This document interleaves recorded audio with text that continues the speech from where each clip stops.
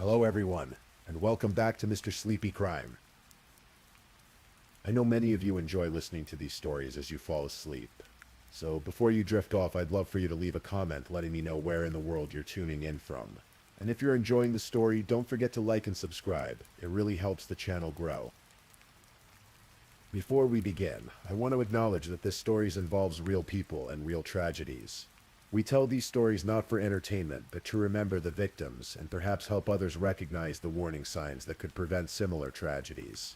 For the best experience, feel free to lower the volume a little, just enough to let the story gently carry you off to sleep. Alright, please get comfortable, dim the lights, and let's dive into tonight's first story. Tonight's story takes us to the quiet coastal town of Grover Beach, California, where the Pacific Ocean meets small-town life. It's a story about a mother's unwavering love and the unthinkable betrayal that would shatter an entire community. This is the story of Athena Valentini. The morning of October 25th, 2018, started like any other morning at the California Men's Colony in San Luis Obispo. Nurses arrived for their shifts, guards changed posts, and the daily rhythms of the correctional facility began. But something was wrong. One nurse hadn't shown up for work. Athena Valentini was never late. In all her years working in correctional healthcare, she had built a reputation as someone you could count on. Reliable, dedicated, present. When she didn't answer her phone, her colleagues grew concerned. This wasn't like her at all. Athena was 64 years old that year, but she carried the energy of someone much younger. Born in 1954, she had dedicated her life to helping others. As a licensed vocational nurse, she had chosen one of the most challenging environments to practice her craft, working behind prison walls, tending to the sick and injured among California's incarcerated population. It wasn't glamorous work, but Athena found meaning in it. Those who knew her described her with the same words over and over. Kind, caring, strong, loving. She had a warmth about her that could put even the most hardened individuals at ease. In the concrete and steel world of the prison, Athena brought humanity. She lived alone in a small condo in Grover Beach, a coastal community of about 13,000 people nestled along California's central coast. Grover Beach isn't the kind of place where things happen. It's quiet, peaceful, the kind of town where neighbors know neighbors, where you can walk to the beach and feel the salt air clear your mind. Athena had made a comfortable life for herself there, but on this particular October morning, that comfortable life was about to be shattered in the most terrible way. When Athena didn't show up for her shift and didn't answer repeated phone calls, her worried colleagues contacted the Grover Beach Police Department. They requested a welfare check. Something wasn't right. At 11 o'clock in the morning, police officers arrived at Athena's condominium. The building was quiet. Nothing seemed disturbed from the outside. They knocked. No answer. They knocked again, louder this time, identifying themselves as police. Still nothing. The silence was heavy, oppressive. What they found when they entered the residence would haunt them for the rest of their careers. Athena Valentini was lying on her bedroom floor. There was blood everywhere. So much blood that it had pooled around her body and soaked into the carpet beneath her. She was slumped in an unnatural position, her body having collapsed where she fell. The officers immediately secured the scene. This was no accident, no natural death. This was murder. The initial assessment showed a stab wound to her neck, a vicious injury that had caused massive bleeding. But as investigators and the coroner arrived to process the scene, the true brutality of what had happened to Athena became horrifyingly clear. The autopsy would later reveal that Athena hadn't just been stabbed once. She had been stabbed multiple times. Her throat had been slashed. This was an attack of extreme violence, personal and savage. Someone had wanted Athena Valentini dead, and they had made absolutely certain of it. Yet, strangely, there were aspects of the crime scene that didn't fit the violence of the murder itself. There were no signs of forced entry. The doors and windows were intact, the locks undamaged. Whoever had killed Athena, she had likely let them inside. She knew her killer. There were no signs of a struggle.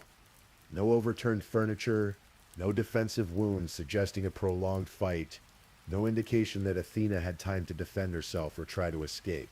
The attack had been swift, sudden, overwhelming, and perhaps most puzzling of all, there was no murder weapon.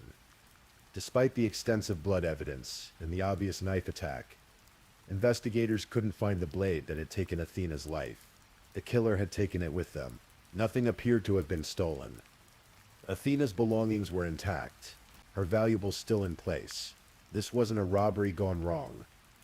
This wasn't some random break-in by a stranger looking for drug money or electronics to pawn.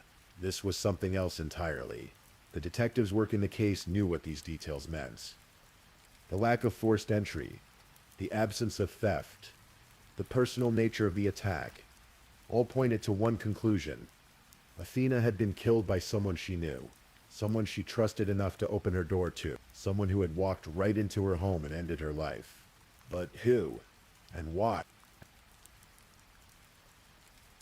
As investigators began looking into Athena's life, a picture emerged of a woman who kept to herself but maintained meaningful relationships with those she cared about.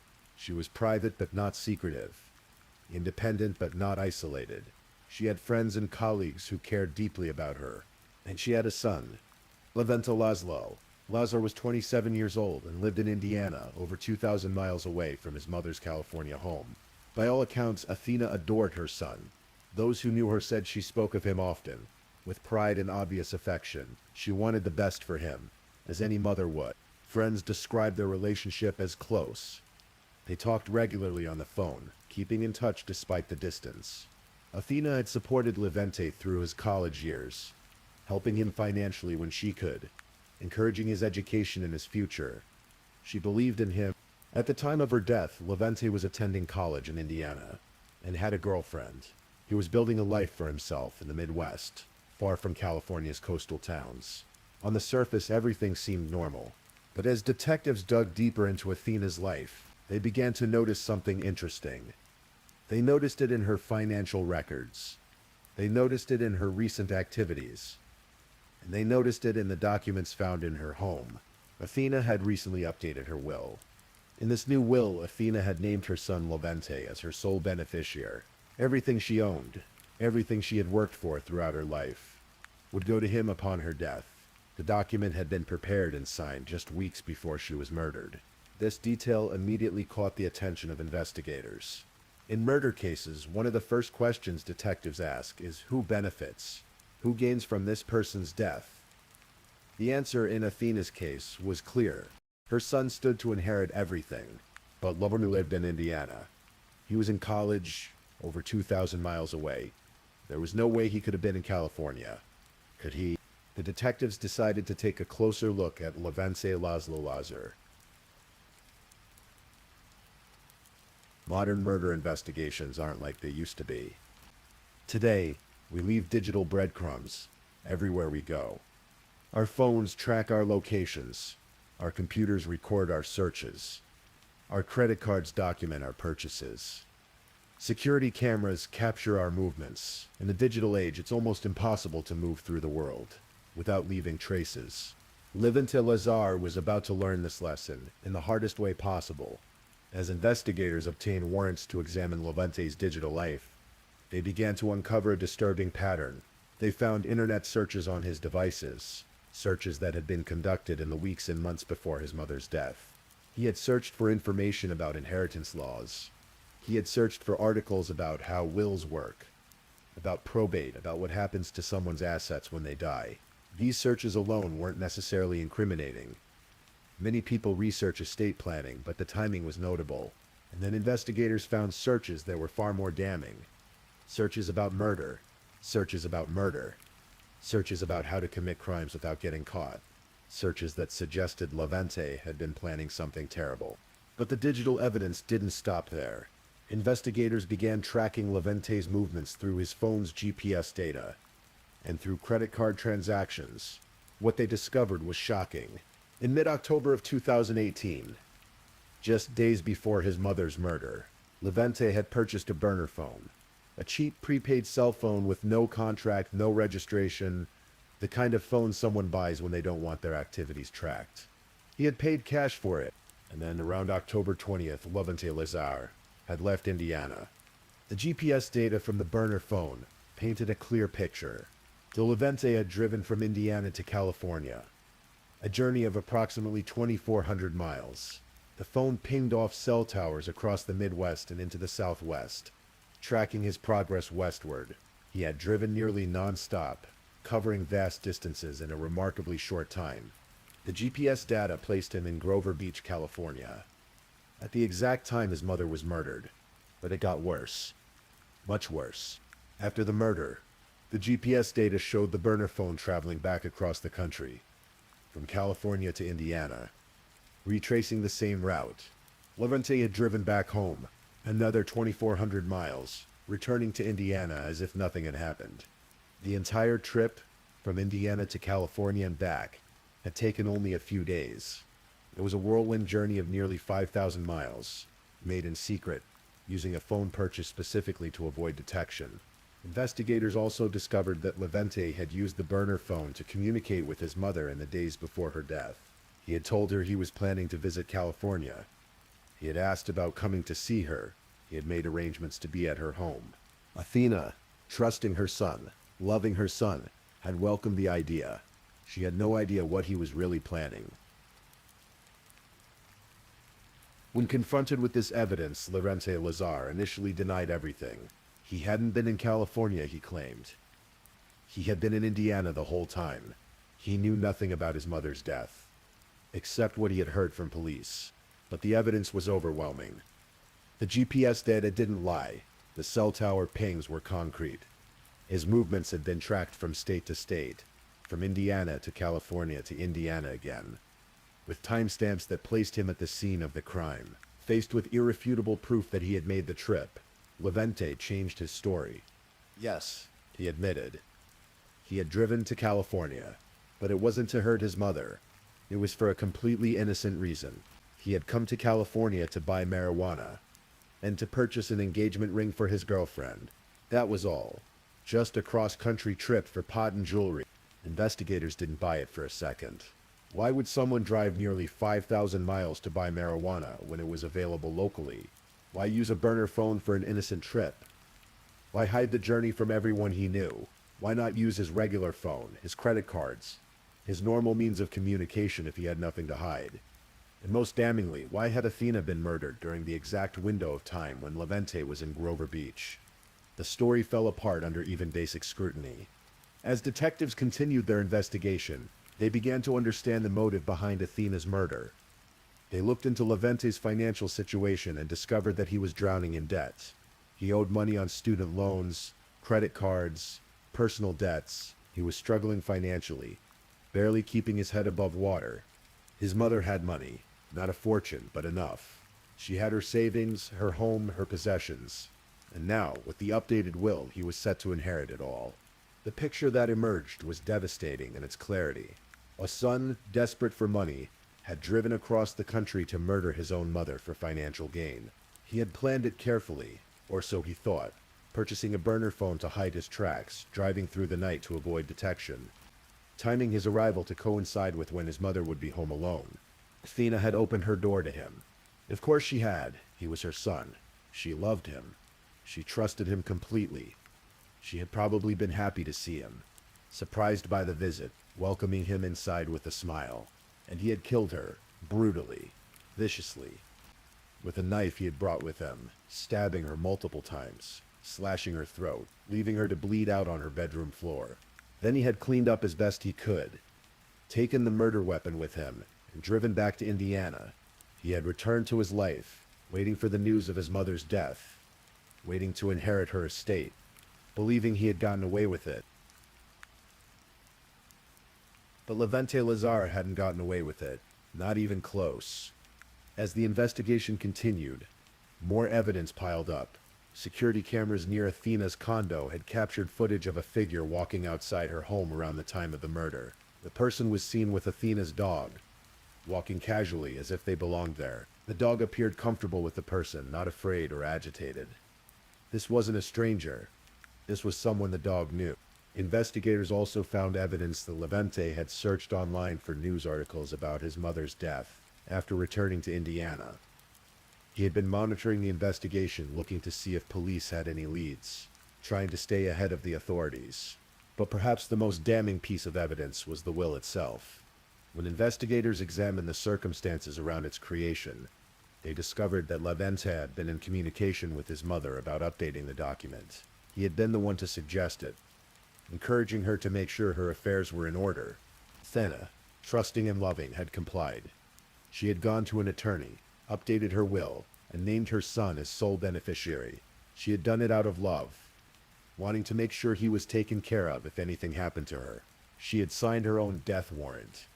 In October of 2019, nearly a year after his mother's murder, Levente Laszlo Lazar went on trial in San Luis Obispo County Superior Court. The proceedings lasted 3 weeks, and the courtroom was packed with people who had known and loved Athena, people who wanted to see justice served. The prosecution laid out their case methodically, piece by damning piece. They showed the GPS data placing Levente in Grover Beach at the time of the murder. They presented the burner phone records. They shared the internet search history. They walked the jury through the financial records showing Levente's debts and his mother's assets. They presented testimony from Athena's friends and colleagues, people who spoke of her kindness, her dedication, her love for her son. They described a woman who had worked hard her entire life, who had devoted herself to helping others, who had never hurt anyone. The defense tried to poke holes in the prosecution's case. They argued that the evidence was circumstantial, that being in the area didn't prove murder, that the internet searches could be explained away. And then Levente took the stand in his own defense. It was a risky move, but he maintained his innocence. He stuck to his story about coming to California for marijuana and an engagement ring. He claimed he had visited his mother briefly, but had left her alive and well. He had no idea who had killed her. He testified it must have been someone else, someone who came after he left. But under cross-examination, his story crumbled. The prosecutor pointed out the implausibilities, the contradictions, the convenient coincidences.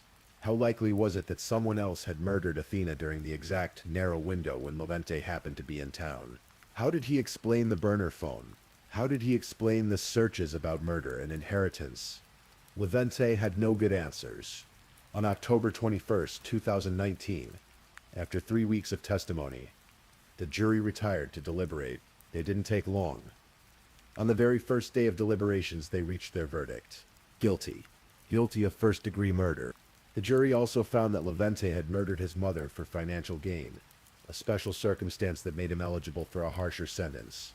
The courtroom erupted in emotion. Athena's friends wept, some in relief that justice had been served, others in renewed grief at the confirmation of what had happened to their beloved friend. On December 12th, 2019, Levente Laszlo Lazar returned to court for sentencing. San Luis Obispo County Superior Court Judge Matthew Guerrero presided over the hearing. The sentence was swift and severe. Life in prison without the possibility of parole. Levente would spend the rest of his life behind bars, ironically in the same correctional system where his mother had worked for so many years. He would never inherit a single dollar of his mother's money. He would never be free again. For Athena's friends and colleagues, the conviction and sentence brought a measure of closure, but the pain of her loss remained acute. They struggled to understand how a son could murder his own mother, how someone could betray such unconditional love in such a horrific way. Those who worked with Athena at the California Men's Colony remembered her not just as a colleague, but as a friend. They remembered her smile, her compassion, the way she treated every patient with dignity regardless of their crimes or circumstances. They remembered how proud she was of her son, how she had worked extra shifts to help pay for his education, how she had sacrificed for his future. And in the end, he had killed her for money he would never get to spend. The case of Athena Valentini is particularly heartbreaking, because it represents a betrayal at the deepest level. We can understand, though not condone, murders committed in the heat of passion, crimes of opportunity, even calculated killings between enemies. But a child murdering a parent who loves them, that strikes at something fundamental in our understanding of human relationships. Athena had given Levente life. She had raised him, supported him, loved him unconditionally. She had worked hard to provide for him, had encouraged his dreams, had been proud of his accomplishments. When he was struggling financially, she had helped him. When he needed support, she had been there. And when he decided he wanted her money more than he wanted her alive, she had welcomed him into her home with open arms. The California criminal justice system, the same system Athena had served as a nurse, had worked exactly as intended. Detectives had followed the evidence wherever it led, even when it pointed to the victim's own son. Prosecutors had built a meticulous case, documenting every detail, every movement, every digital footprint. A jury had weighed the evidence carefully and reached a just verdict. A judge had imposed an appropriate sentence, but no verdict, no sentence, could bring Athena back. No amount of justice could undo the violence of that October day in 2018. No conviction could erase the betrayal or heal the wound left in the community that had loved her. The murder of Athena Valentini is a stark reminder that in the modern world, privacy is an illusion. Levente Lazar thought he was being clever. He bought a burner phone to hide his tracks. He paid cash where he could. He made the drive as quickly as possible, spending minimal time in California. But he failed to account for the extensive digital surveillance infrastructure that exists in contemporary America. Cell phone towers track every device that connects to them, creating a map of movements that can be reconstructed after the fact. GPS systems record coordinates with remarkable precision. Security cameras are everywhere, in parking lots, on streets, outside homes, inside businesses. Even the burner phone, which Levente thought would protect his identity, became the key piece of evidence that placed him at the scene of the crime. The phone itself might have been anonymous, but its movements were not. It traveled from Indiana to California and back, and that journey was documented by towers and satellites. His computer searches were preserved in browser history and server logs. His credit card transactions created a paper trail. His car, driving across multiple states, was captured on traffic cameras and toll booth systems. In trying to commit the perfect crime, Levente had left 1,000 pieces of evidence behind, digital breadcrumbs that investigators followed straight back to him. This case also highlights the importance of financial motive in murder investigations. When someone dies and someone else stands to gain financially, that person immediately becomes a suspect. Detectives are trained to ask, who benefits, and follow that question wherever it leads. Levente's internet searches about inheritance and wills had made his motive transparent. His updated status as sole beneficiary in his mother's will had given him a clear reason to want her dead. His financial struggles had provided the desperation that could push someone to commit murder. All of these factors came together to create a compelling portrait of premeditated murder for financial gain. Behind the legal proceedings, behind the evidence and testimony, behind the conviction and sentence, there was a human being who died alone and afraid. Athena Valentini worked her final shift at the California Men's Colony, helping patients, doing her job with the same dedication she always had. She drove home to her condo in Grover Beach, maybe stopping to pick up groceries or run an errand. She walked her dog, fed her pet, settled in for the evening, and then her son arrived. We can only imagine what happened next. Did she greet him with joy, happy for the unexpected visit? Did they talk, catching up on his life in Indiana, his school, his girlfriend? Did she offer him dinner, ask if he was hungry after his long drive? At what point did Levente reveal his true intentions? Did he attack without warning, knife already in hand? Or was there a moment when Athena saw something in her son's eyes, something that made her realize the danger she was in? And did she have time to be afraid? Did she understand in those final moments that her own child was killing her? Did she wonder why? Did she try to reason with him to remind him that she loved him? We'll never know the answers to these questions. Athena can't tell us what happened in that condo. Levente has never given a full, honest account of the murder. The details of that night remain locked behind his silence. What we do know is that Athena died violently, brutally, at the hands of someone she had trusted completely. We know that her last moments were filled with pain and terror. We know that she died in her own home, a place that should have been safe, killed by a person who should have protected her. And we know that it all could have been prevented if one person had made a different choice. As we conclude this story, it's worth reflecting on what the murder of Athena Valentini reveals about human nature, about family, about trust and betrayal. We want to believe that certain bonds are unbreakable. The bond between parent and child, between mother and son, should be sacred. A mother's love is supposed to be the one constant in an uncertain world, unconditional and eternal. But Levante Lazare proved that even this bond can be broken, that even this love can be betrayed, when greed and desperation overcome basic human decency. Money has motivated countless murders throughout history. People have killed for fortunes and killed for pocket change. They've killed relatives, friends, strangers, anyone standing between them and financial gain. But there's something particularly disturbing about a child murdering a parent for inheritance money. Perhaps it's because it represents such a profound inversion of the natural order. Parents are supposed to sacrifice for their children, not the other way around. Parents work to leave something behind for their kids, to give them a better life, to set them up for success. Athena had done all of this, and Levante had repaid her sacrifice with murder. The case also serves as a cautionary tale about financial desperation. When people feel trapped by debt, when they see no way out of their economic struggles, they can rationalize terrible actions. Levante convinced himself that killing his mother was a solution to his problems, that her death would somehow improve his life. He was wrong, of course. He didn't solve his problems. He created infinitely worse ones. He didn't gain his mother's money. He lost his freedom forever. He didn't escape his debts.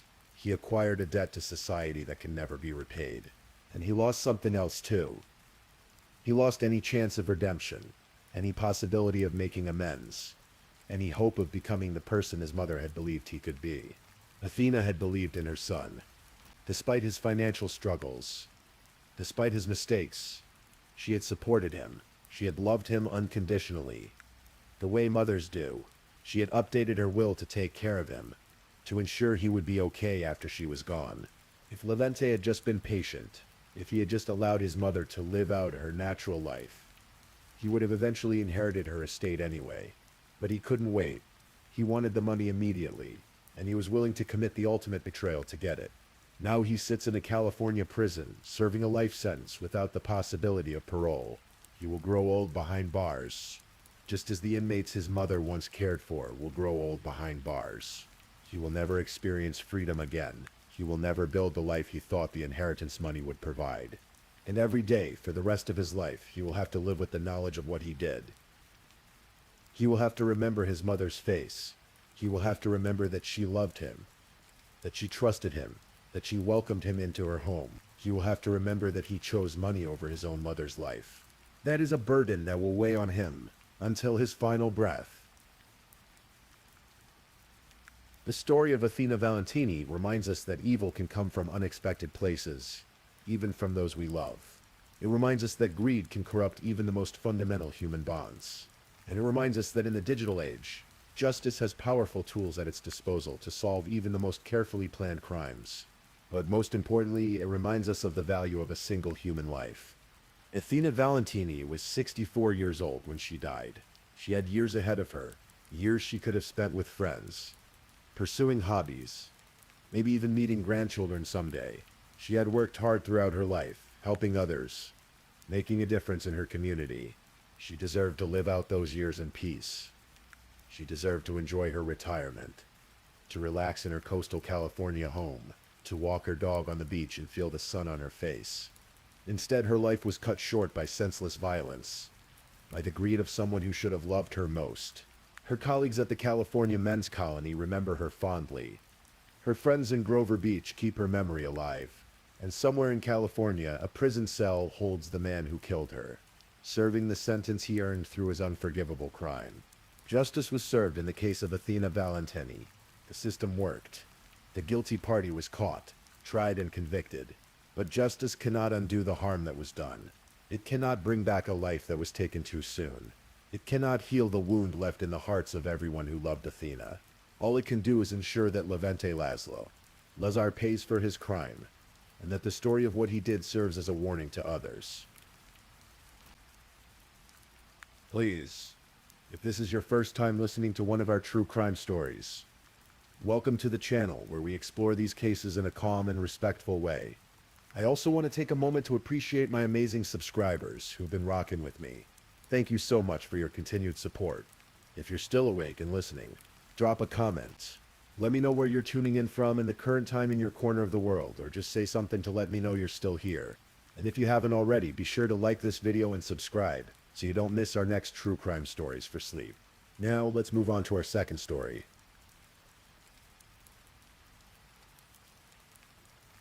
Story 2. The quiet town of Alexandria, Kentucky wasn't the kind of place where you'd expect murder. Nestled in Campbell County, just across the river from Cincinnati, it was the sort of community where everybody knew. Everybody, where success stories were celebrated, and where a handshake still meant something.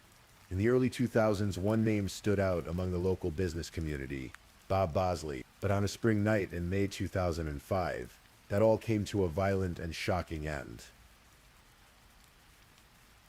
Robert Jeffrey Bosley, everyone called him Bob, though some of his closest friends knew him as Boz, was born on August 6, 1962. By the time he reached his early 40s, he'd built something remarkable. His company, Robert J. Bosley Roofing and Chimney Sweep Service, had grown from a small operation into a multi-million-dollar enterprise. Bob wasn't just successful on paper. He was the kind of man who drove success through sheer force of will and genuine talent in his trade. The business had made him wealthy, genuinely wealthy. The Bosleys owned expensive cars, the kind that turned heads when they rolled through town. They had a luxury vacation cabin that became the stuff of local legend, particularly for the elaborate parties they'd throw. Lake Cumberland became their playground, where Bob would host gatherings on their houseboat, bringing together friends, family, and business associates for celebrations that people talked about for months afterward.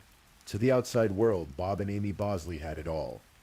They'd married years earlier, and together they had 2 beautiful children, a 7-year-old and a 10-year-old who represented everything Bob worked for. The family attended St. Peter and Paul Church regular. Bob was a member of the National Chimney Sweep Guild and the Alexandria Businessmen's Association. He was embedded in the community, respected, admired, but behind closed doors, something had gone terribly wrong. Amy Bosley was 37 years old in 2005. She'd taken on the role of bookkeeper for Bob's thriving business, a position that gave her complete access to the company's finances. It was a natural arrangement. Who could be more trustworthy than one's own wife? Bob focused on the work itself, on building relationships with clients, on expanding the business, on managing crews and ensuring quality. Amy handled the numbers, the taxes, the paperwork. It was a partnership that should have been seamless. But Amy had been living a double life. Somewhere along the way, money started disappearing. Not small amounts that might go unnoticed in a successful company's cash flow, but substantial sums. Amy began siphoning funds that should have been used to pay the company's tax obligations. The IRS payments weren't being made. Month after month, year after year, the debt grew. By 2005, Robert J. Bosley Roofing and Chimney Sweep Service owed the Internal Revenue Service $1.7 million. $1.7 million. The mystery that would haunt investigators and the Bosley family for years was simple. Where did the money go?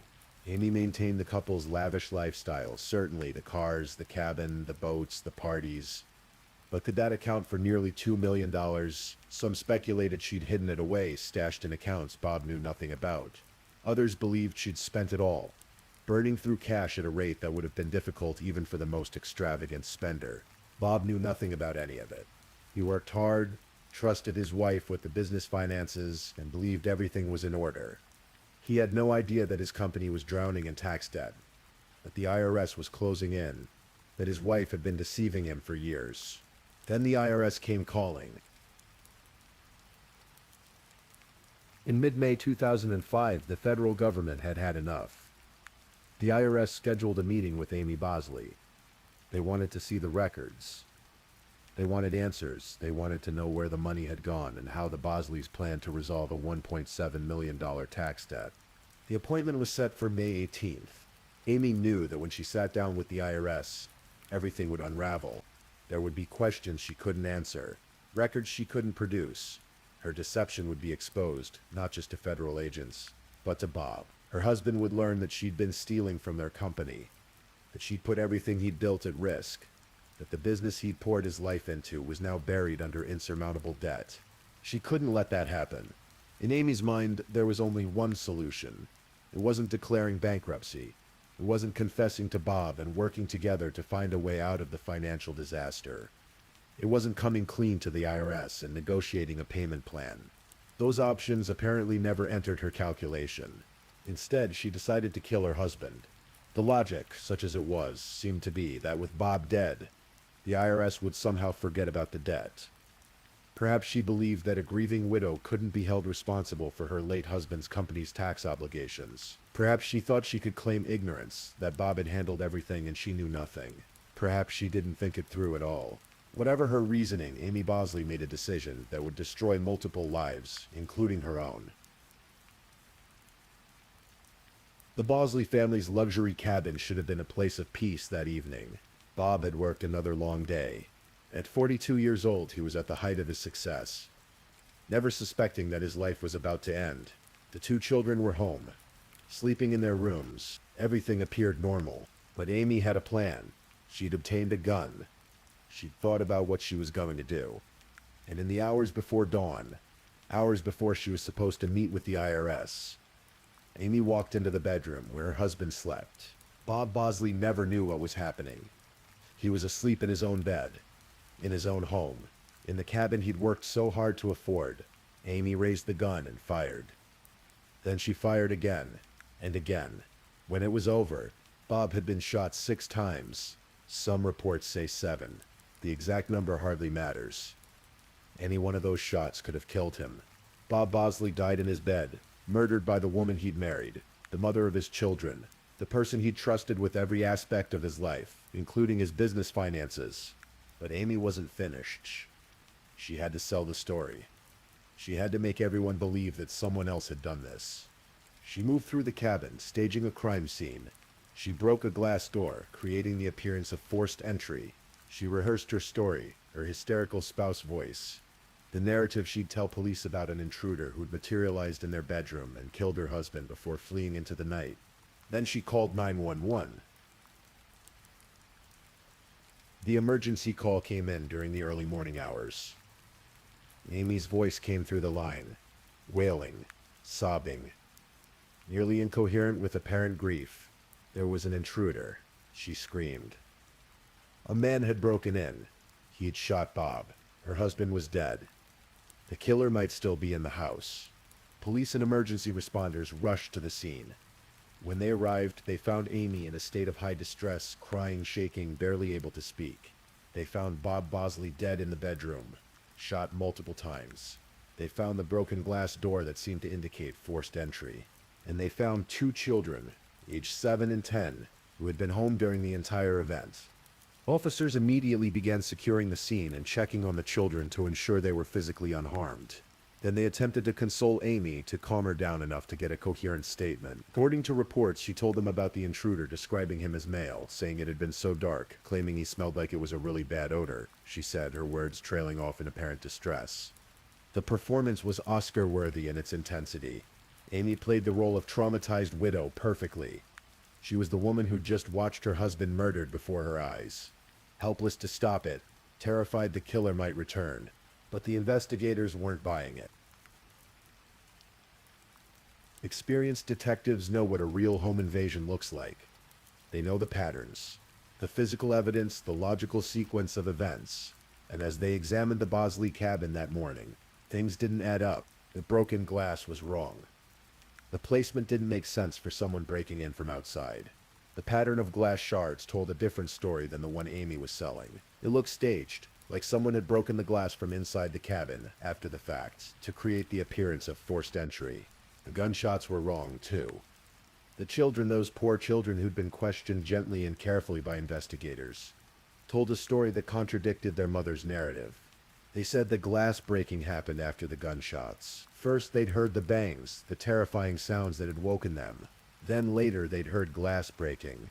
If an intruder had broken in through the glass door first, as Amy claimed, the sequence would have been reversed. And then there was the matter of the murder weapon. Police conducted a thorough search of the cabin and the surrounding area. If an intruder had committed this crime and fled into the woods, as Amy claimed, there should have been some trace. Footprints, perhaps.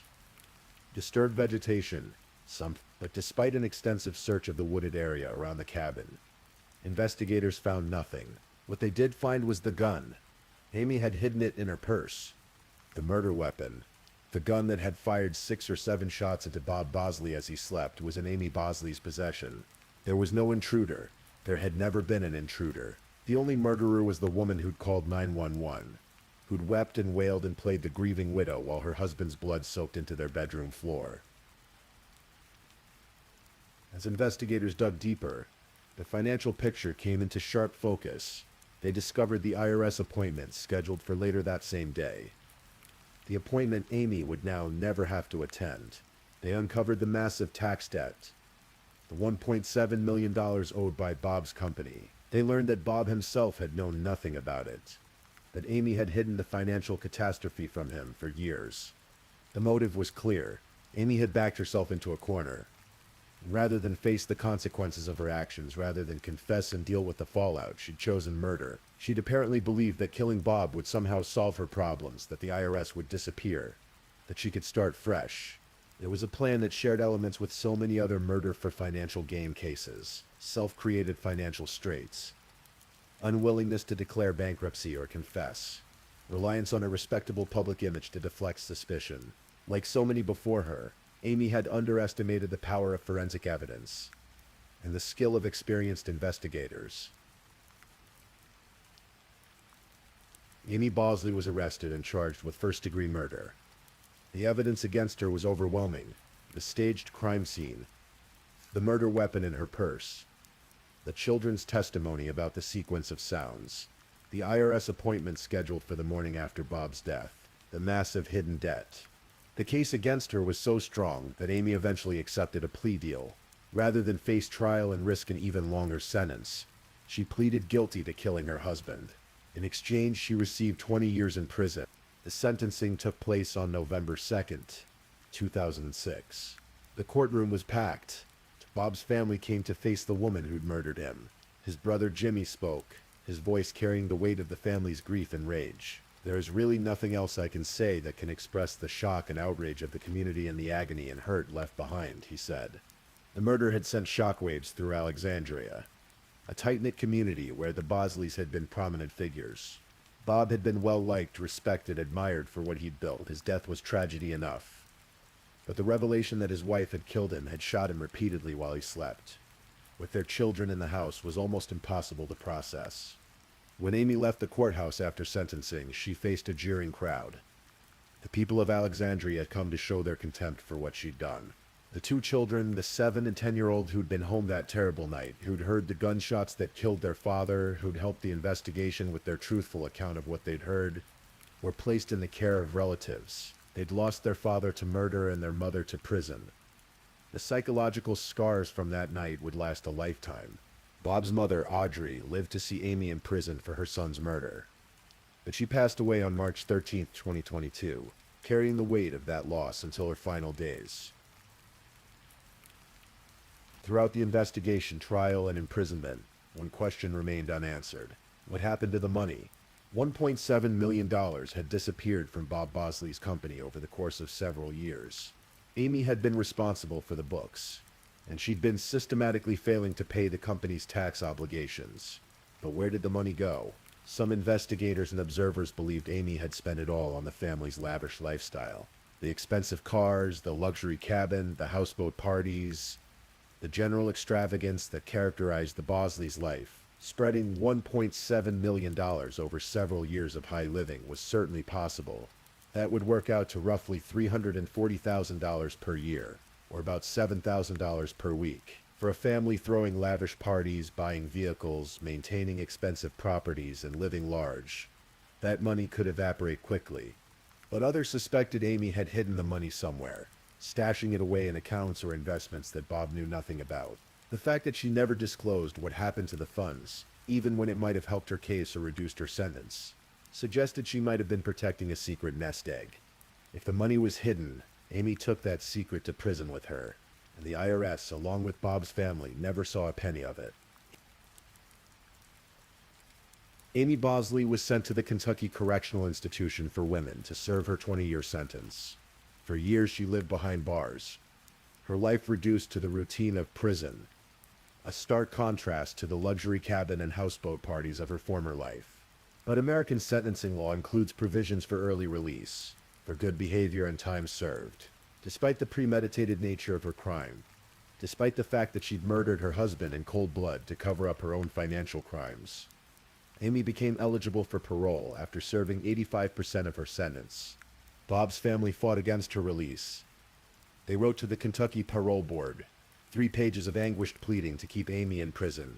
They pointed out that Bob would never come back, that his children would never have their father again, that his mother would never see her son again. They noted all the birthdays and Christmases, all the graduations and weddings and births of grandchildren that Bob would miss. They argued that Amy, who had taken all of that away, who had murdered the person she was supposed to love, should spend the rest of her life thinking about what she'd done. But the parole board made its decision. Amy Bosley was released from prison on May 18th, 2022, almost exactly 17 years to the day after she'd murdered her husband. She walked out of the Kentucky Correctional Institution for Women, a free woman, her debt to society officially paid according to the legal system, if not according to the moral universe or the broken hearts of Bob's family. Where she went after release, what she's doing now, whether she ever revealed what happened to the $1.7 million. These questions remain largely unanswered. The woman who murdered her husband to hide her financial crimes and avoid an IRS meeting has returned to the world, somewhere in America, free to build whatever life she can from the ashes of the one she destroyed. The story of Bob and Amy Bosley offers a dark meditation on the nature of trust, greed, and desperation. Bob Bosley built something genuine, a successful business, a life of relative prosperity, a family. He worked hard, played hard, and trusted the people closest to him. That trust, which should have been the bedrock of his marriage, became the weapon that killed him. Amy faced a crisis entirely of her own making. The $1.7 million tax debt didn't happen overnight. It accumulated over years of deliberate choices, years of hiding the truth, years of spending or stashing money that should have gone to the IRS. At any point, she could have confessed. She could have told Bob what was happening. Together, they might have found a solution. Bankruptcy, payment plans, negotiation with the IRS. Would it have been difficult? Certainly. Would Bob have been angry? Undoubtedly. But he would have been alive. Instead, Amy chose violence. She chose to murder the father of her children rather than face the consequences of her actions. She chose to traumatize her 7 and 10-year-old children, who heard their father being shot to death in the next room. She chose to deprive Bob's mother of her son, his brother of his sibling, his friends and community of a man they respected and admired. And for what? The IRS didn't forget about the debt when Bob died. The financial problems didn't vanish. Amy simply added murderer to her list of transgressions, trading a few years of avoiding accountability for 17 years in prison, and a lifetime as the woman who killed her husband in cold blood. The children Amy and Bob raised together are adults now. They grew up without their father, visiting their mother in prison, or perhaps choosing not to visit her at all.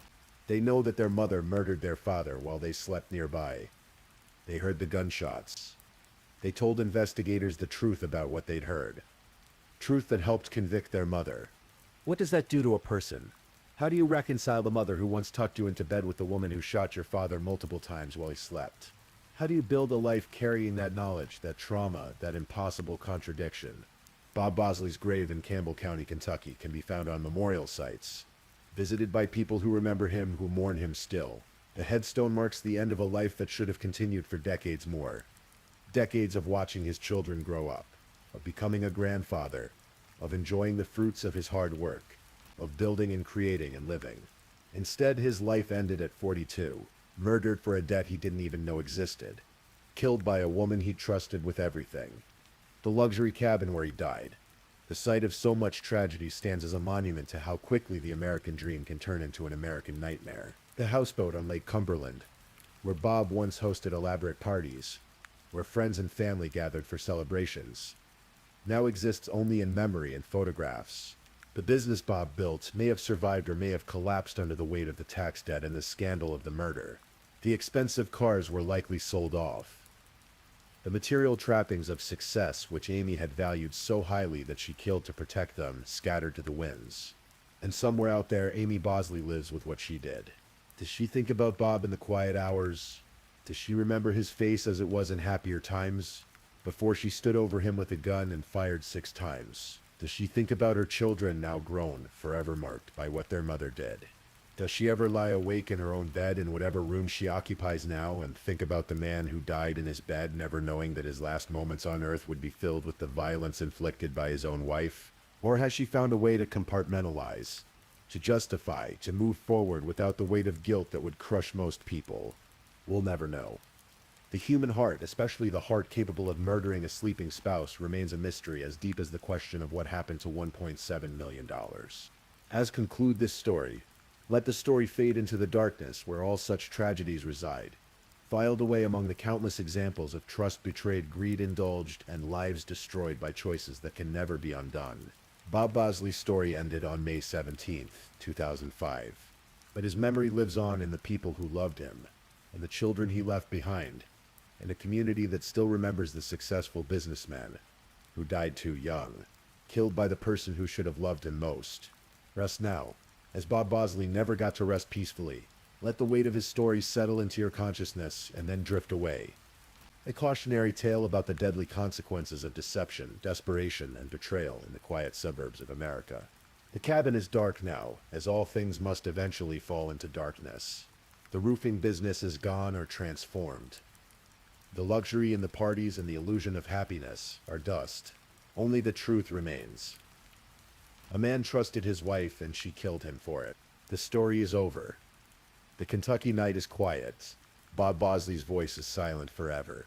And somewhere, Amy Bosley lives with what she's done, whether she acknowledges it or not. Please, if you're enjoying these stories, don't forget to leave a comment. Let me know where you're listening from and what time it is in your corner of the world. And if you haven't already, be sure to like this video and subscribe so you don't miss the next true crime story for sleep. Now let's move on to our third story. Story 3. There are some cases that haunt a community for decades, not just because of the violence, but because of the life that was stolen, the promise that was broken. Tonight I want to tell you about Mandy Stavik, an 18-year-old college freshman whose Thanksgiving weekend jog in 1989 ended in tragedy, and how nearly 30 years later, a conversation between 2 mothers at a water park would finally bring her killer to justice. Acme, Washington, is the kind of place where everyone knows everyone. A small, rural town about 30 miles east of Bellingham, nestled in the shadow of Mount Baker. The kind of place where you don't lock your doors, where kids ride their bikes until dark without anyone worrying, where high school football games are community events, and the local diner knows your order before you sit down. In November of 1989, this was the world that Mandy Stavik called home. Mandy was special, the kind of young woman who left an impression on everyone she met. She'd graduated from Mount Baker High School earlier that year, where she'd been a star athlete, a dedicated student, and the kind of person who seemed to radiate warmth. Her smile was infectious. Her laugh was genuine. She was the girl who helped younger students with their homework, who played basketball with fierce determination, who dreamed big dreams about her future. By fall, she'd started her freshman year at Central Washington University in Ellensburg. She was studying to become a teacher, drawn to the idea of shaping young minds, of making a difference. Her family couldn't have been prouder. Her mother, Mary, her father, Archie. They watched their daughter spread her wings with that mixture of pride and bittersweet longing that all parents feel when their children leave home. But Thanksgiving meant coming back. It meant the warmth of family gatherings, the comfort of familiar faces, the joy of sleeping in her own bed. Mandy came home that Wednesday before Thanksgiving, ready to celebrate with her family and friends, ready to enjoy a few days in the place where she had grown up. Friday, November 24, 1989, dawned cold and clear. The Thanksgiving feast was over, the leftovers safely tucked away in the refrigerator. It was the kind of day that makes you want to shake off the food coma, to get outside and move. Mandy was a runner. Not just someone who jogged occasionally, but someone who genuinely loved the feeling of her feet hitting the pavement, the rhythm of her breathing, the clarity that came with physical exertion. That Friday afternoon, around 2:30, She laced up her running shoes and told her mother she was going out for a run. She wasn't going alone. Kyra, the family's German shepherd, bounded along beside her as she headed out the door. Mandy wore a green sweatshirt, running tights, her blonde hair pulled back. She looked happy, energized, ready for a good run along the familiar road she'd been running since high school. The route she chose was one she knew well.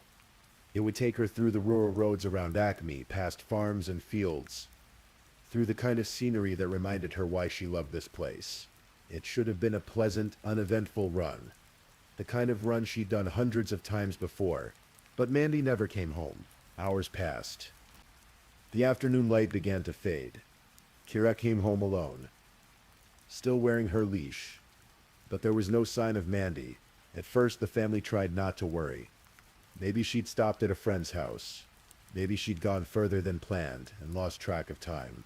But as evening fell and darkness settled over Acme, worry turned to fear. Mary Static called the Whatcom County Sheriff's Office. Her daughter was missing. Something was terribly wrong. When a young woman goes missing in a small town, the entire community mobilizes. By Friday night, search parties were forming. Neighbors, friends, classmates, people who'd only met Mandy once or twice. They all came out. They walked the roads she might have taken. They called her name into the darkness. They shone flashlights into ditches and wooded areas. Detective Ron Peterson took the lead on the case. He was an experienced investigator, someone who'd worked countless cases in Whatcom County. But this one hit him differently. When he saw Mandy's photograph, when he met her desperate family, something about the case gripped him. Later, he would say that Mandy looked like his own daughter. This wasn't just another case, this was personal. Saturday passed in a blur of searching. Volunteers covered miles of terrain. They checked abandoned buildings, knocked on doors, interviewed anyone who might have seen something. The hope, the prayer, was that Mandy had gotten hurt somehow. That maybe she was lying injured somewhere, waiting to be found. That she was still alive, but hope began to fade. Sunday morning, November 26, 3 days after Mandy disappeared, Detective Peterson made a discovery that would shatter the Stavik family and haunt the town of Acme for decades to come. He found Mandy's body in the Nooksack River, about 3.5 miles from her home. She was lying in knee-deep water near the riverbank, her body wedged between rocks. She was nude. The green sweatshirt, the running tights she'd worn when she left home, they were gone. The medical examiner's findings were devastating. Mandy had been sexually assaulted. She had injuries consistent with being struck in the head, but the actual cause of death was drowning. Someone had knocked her unconscious and placed her in the river, leaving her to drown in the frigid water. She was only 18 years old. She had her whole life ahead of her, and someone had stolen it from her on a Friday afternoon jog. In 1989, DNA technology was still in its infancy. It existed, but it wasn't the standard investigative tool it would become. Detective Peterson, however, had recently received FBI training in working with DNA evidence. It was cutting-edge stuff, the kind of forensic technique that was just beginning to revolutionize criminal investigations. And there was DNA evidence. Male DNA was recovered from Mandy's body. It was a crucial clue, potentially the key to solving this case. But DNA is only useful if you have something to compare it to. You need a suspect. You need samples. Investigators threw everything they had at this case. They interviewed residents. They developed a list of possible suspects. Men who lived in the area who might have crossed paths with Mandy. They asked 30 men to voluntarily provide saliva samples for DNA testing. All 30 agreed. All 30 were tested. All 30 were excluded. The killer wasn't among them. Detectives kept working. They followed every lead, no matter how small. They looked into Mandy's life, her friends, anyone who might have had contact with her, but nothing panned out. The DNA profile sat in the evidence files, a genetic fingerprint of a killer with no name attached. Months turned into years. The case went cold. Not closed, never closed, but cold. The kind of case that sits in a detective's mind, that keeps them awake at night, wondering if they missed something, if there was a lead they should have followed more aggressively. For the Stavik family, the pain never faded. Mary and Archie had to learn to live with the unimaginable. to exist in a world where their daughter's killer walked free. In Acme, the sense of security that had defined the town vanished. People locked their doors now. Parents watched their children more carefully. Everyone wondered if they knew the killer, if they'd smiled at him in the grocery store or passed him on the street. And somewhere out there, a man who'd raped and murdered Mandy Stavik went about his life, believing he'd gotten away with it. Timothy Bass was 22 years old when Mandy Stavik was murdered. He lived in Acme, not far from the Stavik family. He'd graduated from Mount Baker High School a few years before Mandy. He was a local guy, someone people recognized, someone who seemed ordinary. After the murder, Bass's life continued. He got married. He had children. He worked various jobs around the area. To anyone who knew him, he seemed like a normal guy, maybe a bit odd, but nothing that raised serious red flags. He was part of the community fabric, just another face in a small town. But there were women who remembered him differently, women who'd had uncomfortable encounters with him, women who over the years had wondered about him in the dark corners of their minds. Marilee Anderson was one of them. A couple of years after Mandy's murder, Tim Bass had shown up at her house late one night. She was home alone with her infant son, her husband away. Bass claimed he'd been out hunting and needed to use the phone. Marilee let him in, being neighborly. But when Bass picked up the phone, she could hear it. The beep beep beep of a call that wasn't connecting. He wasn't actually dialing a real number. He'd lied about needing to make a call. Then he'd walk through her kitchen, back toward her bedroom. He told her he used to drive by her house, that he'd always been in love with her, that he wanted to make love to her. Fear seized Marilee's throat. She was alone with this man, this predator, and her baby was in the next room. She kept saying no, kept telling him to leave. But he persisted, trying to convince her to go into the bedroom with him. Finally, she threatened to call the police. Somehow, she got him out of her house. She never reported it. This was a small town. Tim Bass was someone people knew. Without proof of actual assault, what could she say? That he'd made her uncomfortable, that he'd propositioned her. She stayed quiet, but she never forgot, and from that night forward, she was careful to avoid Tim Bass. Heather Backstrom had her own story. Just months before Mandy was killed, when Heather was only 15 years old, she'd had an encounter with 21-year-old Tim Bass. They'd been riding in a truck after a softball game, Heather sitting between Bass and the driver, a young man named Dan who would later become her husband. Bass had started flirting with her aggressively. He told her she had beautiful eyes. Then he picked up a pen from the cup holder and started rubbing it along her knees.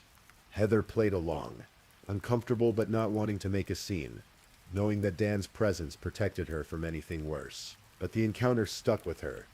In the years that followed, she made a point of avoiding Tim Bass. Both women, in their own private thoughts, had wondered over the years. If Bass behaved this way toward them, who else had he targeted?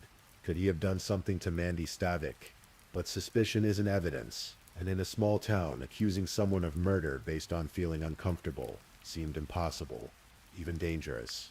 So they stayed silent. And the years passed, and Mandy's case remained unsolved. June 2013. A sunny Friday afternoon. Heather Backstrom and Marilee Anderson took their young children to Birch Bay Water Slides, a local water park near Bellingham. It was just a normal outing, the kind of thing parents do on warm summer days. The kids played in the water. The moms sat together chatting casually about life, about their families, about growing up in Acme. Randomly, someone brought up Mandy Stavik's case. It was the kind of conversation that still happened in Acme all these years later. The unsolved murder that had changed everything. A case no one could forget. As they talked, Heather Backstrom suddenly said something that made Marilee Anderson's heart skip a beat. "I know who killed her." Marilee stared at her, stunned. Then she replied, "I do too." Two women who barely knew each other, who'd gone to the same high school but hadn't been close. Both had the same name on their minds, Tim Bass. They compared their stories. The late-night visit, the aggressive flirting, the predatory behavior. Separately, their experiences had seemed like uncomfortable moments, possibly meaningless. Together, they formed a pattern. This time, they didn't stay silent. merely contacted a high school classmate who worked as a detective with the Whatcom County Sheriff's Office. She told him about Tim Bass, about the encounter she and Heather had experienced, about their suspicions. The tip landed on the desk of Detective Ken Gates, who had been working on the Stavic case for years. He'd inherited it from Ron Peterson, who'd retired but never stopped thinking about Mandy. Gates had been doing what he could to keep the case alive, looking for new angles, hoping for a break. Now finally, he had a name: Tim Bass. Detective Gates started digging into Tim Bass's background. What he found was interesting. Bass had no criminal record of violent crimes, but there were some things that stood out. He'd been known to drive the rural roads around Acme frequently. He'd been in the area when Mandy disappeared. And most importantly, he'd never been one of the 30 men who'd voluntarily provided DNA samples back in 1989. But suspicion isn't enough to arrest someone. You need evidence. And the evidence they had, that crucial DNA profile from 1989, was useless unless they could get a sample from Bass to compare it to. The problem was clear. If they approached Bass directly and asked for a DNA sample, he could refuse. And if he refused, it might tip him off, might make him flee or destroy evidence. They needed to get his DNA without his knowledge. In 2017, 2 detectives decided to visit Bass. At his workplace, they asked him casual questions about his daily routines back in 1989. Where did he drive? What routes did he take? Bass answered their questions, probably thinking it was just a routine follow-up on an old case. The detectives left, but they'd planted a seed. 4 years later, their visit would bear unexpected fruit. Tim Bass worked at a bakery in Whatcom County. One of his co-workers was a woman named Kim Wagner. After the detectives' visit, Bass mentioned it to Kim, probably thinking nothing of it. But Kim was curious. Why were detectives asking Tim about routes he drove almost 30 years ago? She asked around. She learned that Tim Bass was a suspect in the Mandy Stavic case, the case everyone in the area knew about, the murder that had never been solved. Kim Wagner made a decision. She was going to help catch a killer. She started paying attention to Tim Bass at work. She watched what he did, where he went, what he touched, and she waited for an opportunity. One day, Tim Bass drank from a plastic cup at work. When he threw it away, Kim retrieved it from the trash. Another day, he drank from a soda can and discarded it. Kim grabbed that too. She called the detectives. She had what they needed. The DNA samples from the cup and the can were analyzed. The results came back. It was a match. The DNA on those discarded items matched the DNA found on Mandy Stavic's body in 1989. After 28 years, they finally had their man. December 12, 2017. Tim Bass was arrested and charged with first-degree murder. He was 51 years old, married with children, living what appeared to be a normal life in the same community where he'd killed Mandy Stavic. The arrest sent shockwaves through Acme. Tim Bass. It was Tim Bass all along. People who'd known him, who'd worked with him, who'd seen him around town for decades, they were stunned. Some couldn't believe it. Others thought back to interactions they'd had with him and felt a chill run down their spines. For Mary Stavic, the news was overwhelming. After nearly 3 decades of living with uncertainty, of wondering if she'd ever know who killed her daughter, she finally had an answer. The grief was still there. It would always be there. But now there was something else too, the possibility of justice. Bass maintained his innocence. When questioned, he claimed that he and Mandy had engaged in consensual sex. It was an absurd defense given the evidence, given that Mandy was found drowned in a river, but it was all he had. The trial began in May 2019. The prosecution laid out their case methodically. They presented the DNA evidence linking Bass to the crime. They called witnesses who testified about Bass's behavior around the time of the murder. They reconstructed what likely happened that Friday afternoon in November 1989. Mandy had been jogging along the rural roads near her home. Tim Bass, driving those same roads he'd driven countless times, had seen her. Had he been fantasizing about her? Had this been planned, or was it an opportunistic attack? Whatever his thought process, Bass stopped his vehicle. He abducted Mandy. He sexually assaulted her. He struck her hard enough to knock her unconscious. And then he placed her body in the Nooksack River and left her to drown. The defense tried to create reasonable doubt, but the evidence was overwhelming. The DNA match was irrefutable. There was no explanation that made Bass look innocent. On May 24, 2019, nearly 29 years and 6 months to the day after Mandy Stavik was killed, a jury returned their verdict. Guilty. Guilty of first-degree murder. Guilty of kidnapping. Guilty of rape. In the courtroom, Mary Stavik wept. Her daughter's killer had finally been held accountable. It didn't bring Mandy back. Nothing could do that. But it meant something.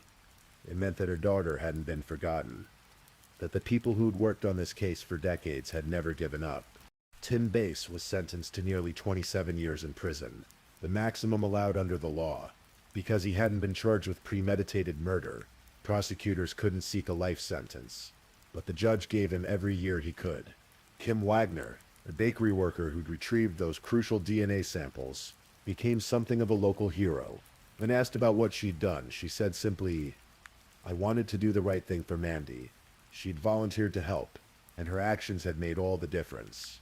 Detective Ron Peterson, who'd found Mandy's body all those years ago, who'd carried this case with him even after retirement, finally had closure. The case that had haunted him for decades was solved. The girl who'd looked like his daughter could rest in peace now. And Heather Backstrom and Marilee Anderson, the two mothers whose conversation at a water park had reignited the investigation, they knew they'd done something important. They'd spoken up when it mattered. They'd trusted their instincts. They'd helped bring a killer to justice. Mandy Stavik's case raises questions that echo long after the verdict. How many women had uncomfortable encounters with Tim Bass over the years? How many of them kept quiet because they didn't think their experience was significant enough to report? How many times did Bass get away with predatory behavior because his victims were afraid of not being believed or didn't want to make waves in a small community? We'll never know for certain. But what we do know is that when Heather and Marilee finally spoke up, when they compared their experiences and realized they weren't alone, it changed everything. There's a lesson there about the importance of listening to women when they say someone makes them uncomfortable, about taking predatory behavior seriously, even when it doesn't rise to the level of assault, about the danger of keeping silent to avoid rocking the boat. For nearly 30 years, Tim Bass lived as a free man. He attended community events. He raised his children. He went to work every day. And all the while, Mary Stavik lived with the agony of not knowing who had killed her daughter. That's the real tragedy of cold cases. Not just the initial crime, but the years of uncertainty that follow. The wondering, the fear, the sense that justice will never come. Mandy Stavik would be in her early 50s now if she'd lived. She might have become a teacher like she dreamed. She might have married, had children of her own. She might have done any number of things with her life. Instead, she's forever 18. Forever the bright-eyed college freshman who went for a jog on a Friday afternoon and never came home. But she's not forgotten. In Acme, people still talk about Mandy. They remember her kindness, her athletic ability, her infectious smile, the elementary school where she might have taught. As students who learn her story, who understand that their small town was changed by what happened to her. And in courtrooms and detective offices and forensic labs around the country, Mandy's case is studied. It's an example of how DNA technology, even decades-old DNA, can finally bring justice. It's a reminder that cold cases can be solved, that persistence matters, that sometimes all it takes is two mothers having a conversation at a water park to set the wheels of justice in motion. Mary Stavik lived to see her daughter's killer convicted. She passed away a few years after the trial, able to find at least some measure of peace in her final years. She'd never gotten her daughter back, but she'd gotten justice. And sometimes that's all that's left to hope for. The Mandy Stavik case changed how law enforcement approaches cold cases in Washington state and beyond. It demonstrated the value of preserving DNA evidence, even when there's no immediate suspect. It showed the importance of following up on tips, no matter how much time has passed. And it proved that genetic genealogy and basic investigative work, combined with community cooperation, can solve cases that seem impossible. Kim Wagner's role in the case sparked conversations about citizen involvement in criminal investigations. Her willingness to help to collect those DNA samples from her coworker raised both praise and ethical questions. Was it a violation of Bass's privacy, or was it a clever, legal way to gather evidence against someone who'd evaded justice for decades? Courts have generally upheld that discarded items in public or workplace settings are fair game for DNA collection. Once you throw something away, you've abandoned your expectation of privacy in it. Kim Wagner didn't break into Bass's home or steal anything from him personally. She simply retrieved garbage that he'd discarded. But the case makes you think about the balance between privacy and justice, about the lengths we're willing to go to solve crimes. In the end, most people agreed that Kim Wagner had done the right thing. She'd helped catch a rapist and murderer. She'd given the Stavik family closure. The ethical questions were secondary to the result. One of the most chilling aspects of the Mandy Stavik case is how long Tim Bass evaded justice. For 28 years, he lived in the same community where he'd committed murder. He saw the missing person posters. He heard people talking about the case. He knew that Mandy's family was suffering, that the town was traumatized. But he said nothing.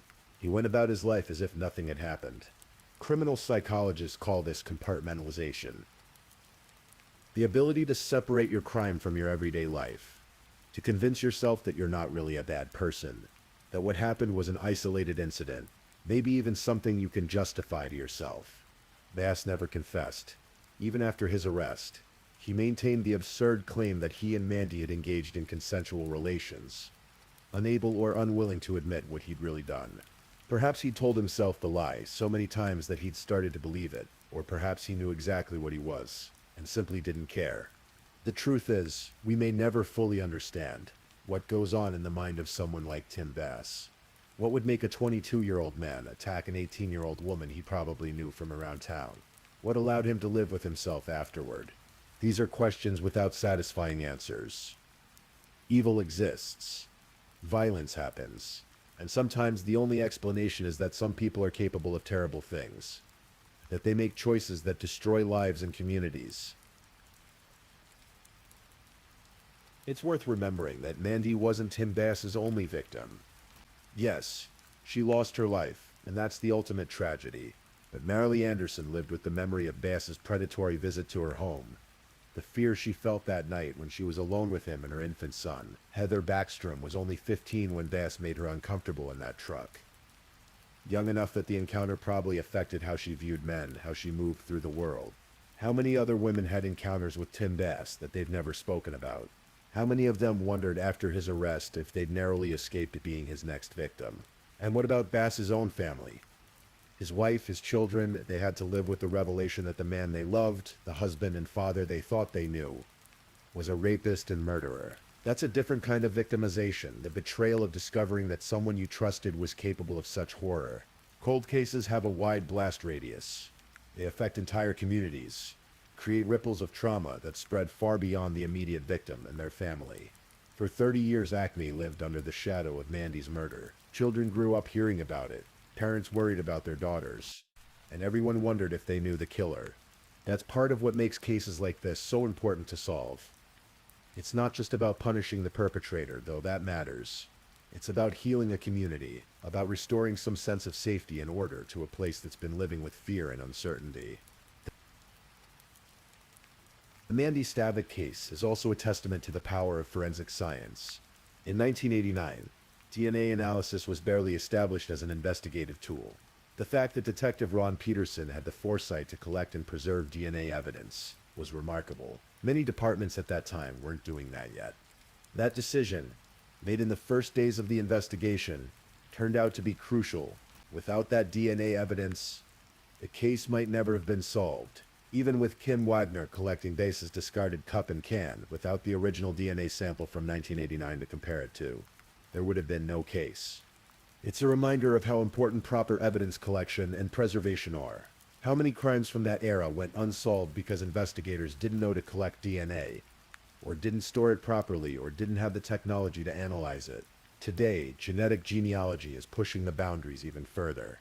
Cases that were unsolvable even 10 years ago are being cracked using DNA databases and family trees. The Golden State Killer was caught using these techniques. Dozens of other cold cases have been solved. But it all started with cases like Mandy Stavix, with investigators who understood that science was changing, that technology was improving, and that evidence collected today might be the key to solving a case decades in the future. Today, Acme is still a small town. It's still the kind of place where people know their neighbors, where high school sports matter, where the pace of life is slower than in the cities.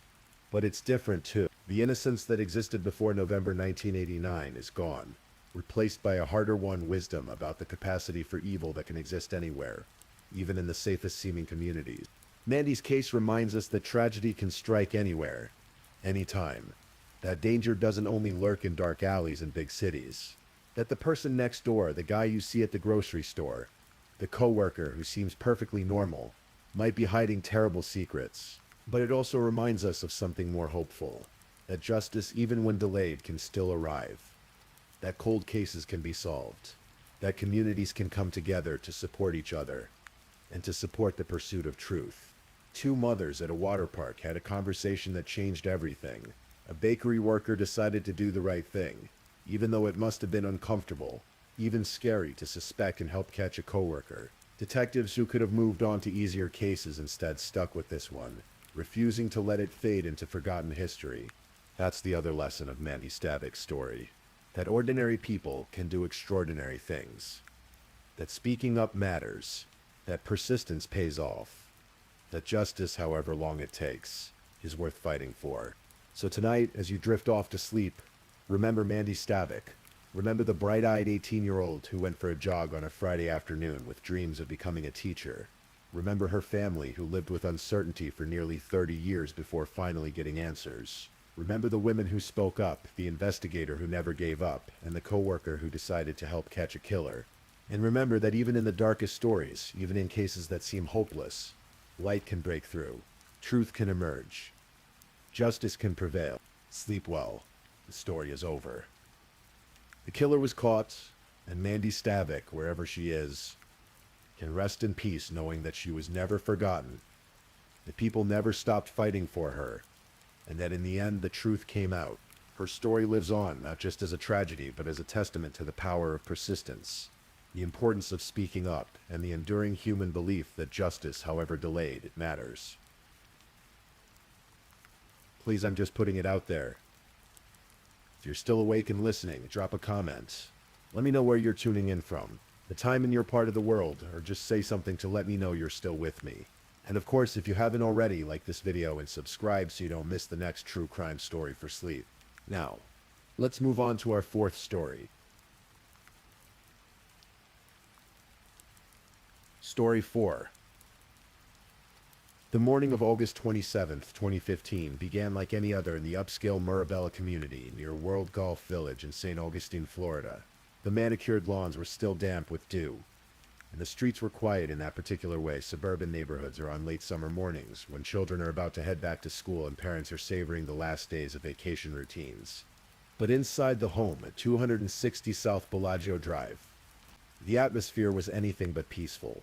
Amanda Cawley, a 36-year-old mother, was trying to rebuild her life after a marriage that had deteriorated into something she no longer recognized.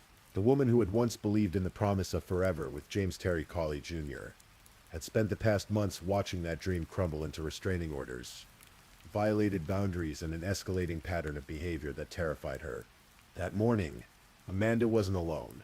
Her best friend Lindy Dobbins was there. At 39 years old, Lindy was also a mother, someone who understood the complexities of adult life and the importance of supporting your friends through difficult times. Another friend, Rachel Hendricks, was present too, along with a man named Lamar Duberly, someone Amanda had been dating for a few months as she navigated her new reality as a separated woman. What none of them knew was that several hours earlier, at approximately 4 o'clock in the morning, someone had broken into the home. The house had been ransacked, belongings scattered, a clear message of rage left in the disorder. Amanda had reported this break-in. She suspected it was James, her estranged husband. But proving it and stopping it were two different things entirely. James Cawley Jr. was 35 years old that summer. To understand what happened on August 27th, you have to understand the weeks and months that led up to that day. James and Amanda's marriage had been unraveling for some time. Like many relationships that end badly, it probably started with small things that grew into larger problems. James had become increasingly controlling, increasingly upset about Amanda's independence, about her going out at night, about her moving on with her life. Amanda had done what so many domestic violence victims do. She had sought protection through the legal system. She had obtained a domestic violence injunction against James. A piece of paper that said he couldn't contact her, couldn't come near her. But as countless stories have shown us, restraining orders are only as effective as the person who's being restrained is willing to respect them. James hadn't respected it. He had violated the order. He had broken into the home they once shared and trashed it, burning Amanda's clothes in the yard in a display of rage that must have sent chills down her spine. The violation had led to a court hearing scheduled for the morning of August 27th. At that hearing, which took place before 10 o'clock that morning, James Cawley Jr. stood before a judge. He was told once again to stay away from his estranged wife. The judge handed down a 60-day suspended sentence for the restraining order violation. James was required to sign an affidavit days earlier confirming he had no guns. The court date made him furious, according to later testimony. His father would later tell investigators that he had warned his son not to do anything foolish. But James Cawley Jr. had already made his decision. What happened next would later be described by prosecutors and the presiding judge as one of the worst crimes in recent memory in St. Johns County. Immediately after leaving the courthouse, James didn't go home to cool off. He didn't call a friend or take a drive to clear his head. Instead, he went to his father's home, where he had been staying during the separation. There, among the 16 guns that investigators would later find in the house, James selected a handgun. Then he drove to the home on South Bellagio Drive, the home where he knew Amanda would be, the home where their marriage had once existed, the home that now represented everything he felt he had lost. The photo that had pushed James over the edge had arrived sometime before this day. A neighbor, identified in court documents as Mike Dickens, had taken a picture of Lamar Duberly mowing Amanda's lawn without a shirt on. The neighbor sent this photo to James's sister, who then forwarded it to James. For James, this image became an obsession, proof in his mind of Amanda's betrayal, evidence of the man he believed had stolen his life. At 10:38 that morning, less than 2 hours after being told by a judge to stay away from Amanda, James Cawley Jr. walked out of the wooded area behind the house on South Bellagio Drive. He was carrying the handgun, and as he approached the rear sliding glass door, he began shooting. Inside the house, the 4 people who were there that morning heard the glass shatter. They heard the gunshots in that instant. A casual morning gathering among friends transformed into a nightmare of survival. Lamar Duberly, the man James was looking for, heard James yelling, "Where is he?" Through the chaos and the sound of gunfire, Lamar realized he might be the target. He ran. He made it to the garage, rolled under the garage door while it was still closing, and fled the house. He wasn't hit. He would later find someone several streets away and call 911. His voice shaking as he tried to explain what had just happened. But Rachel Hendricks and Lindy Dobbins didn't have the same escape route. As James Cawley burst into the house, gun in hand, these 2 women ran for cover. They found themselves in the master bathroom, and from there they squeezed into the walk-in closet, bracing the door with their bodies, trying desperately to keep James out. Amanda Cawley was somewhere else in the bathroom, likely frozen with terror, listening to her estranged husband screaming, demanding to know where he was, cursing at her with a rage that must have been absolutely terrifying. Rachel Hendricks, hiding in that closet with Lindy, heard James yelling at Amanda. She heard him demanding answers, heard the venom in his voice. Then she heard a gunshot. After that single shot, she never heard Amanda's voice again. What happened next would haunt Rachel for the rest of her life. A bullet came through the closet door. It grazed her arm, a sensation she would later describe as feeling like a rug burn. But in that moment, adrenaline was the only thing keeping her moving. She fell backward from the impact, and that's when James forced his way into the closet. He walked past Rachel as if she wasn't even there. His focus was on Lindy Dobbins, who was crouching behind a dresser, trying to make herself as small as possible, trying to become invisible in a moment when being seen meant death. Rachel Hendricks, in a split-second decision driven by pure survival instinct, ran. She ran out of the closet, through the house, out the front door, looking for anyone who could help. As she fled, she heard another gunshot behind her. She knew what it meant. James Cawley had put the handgun to Lindy Dobbins' head and pulled the trigger.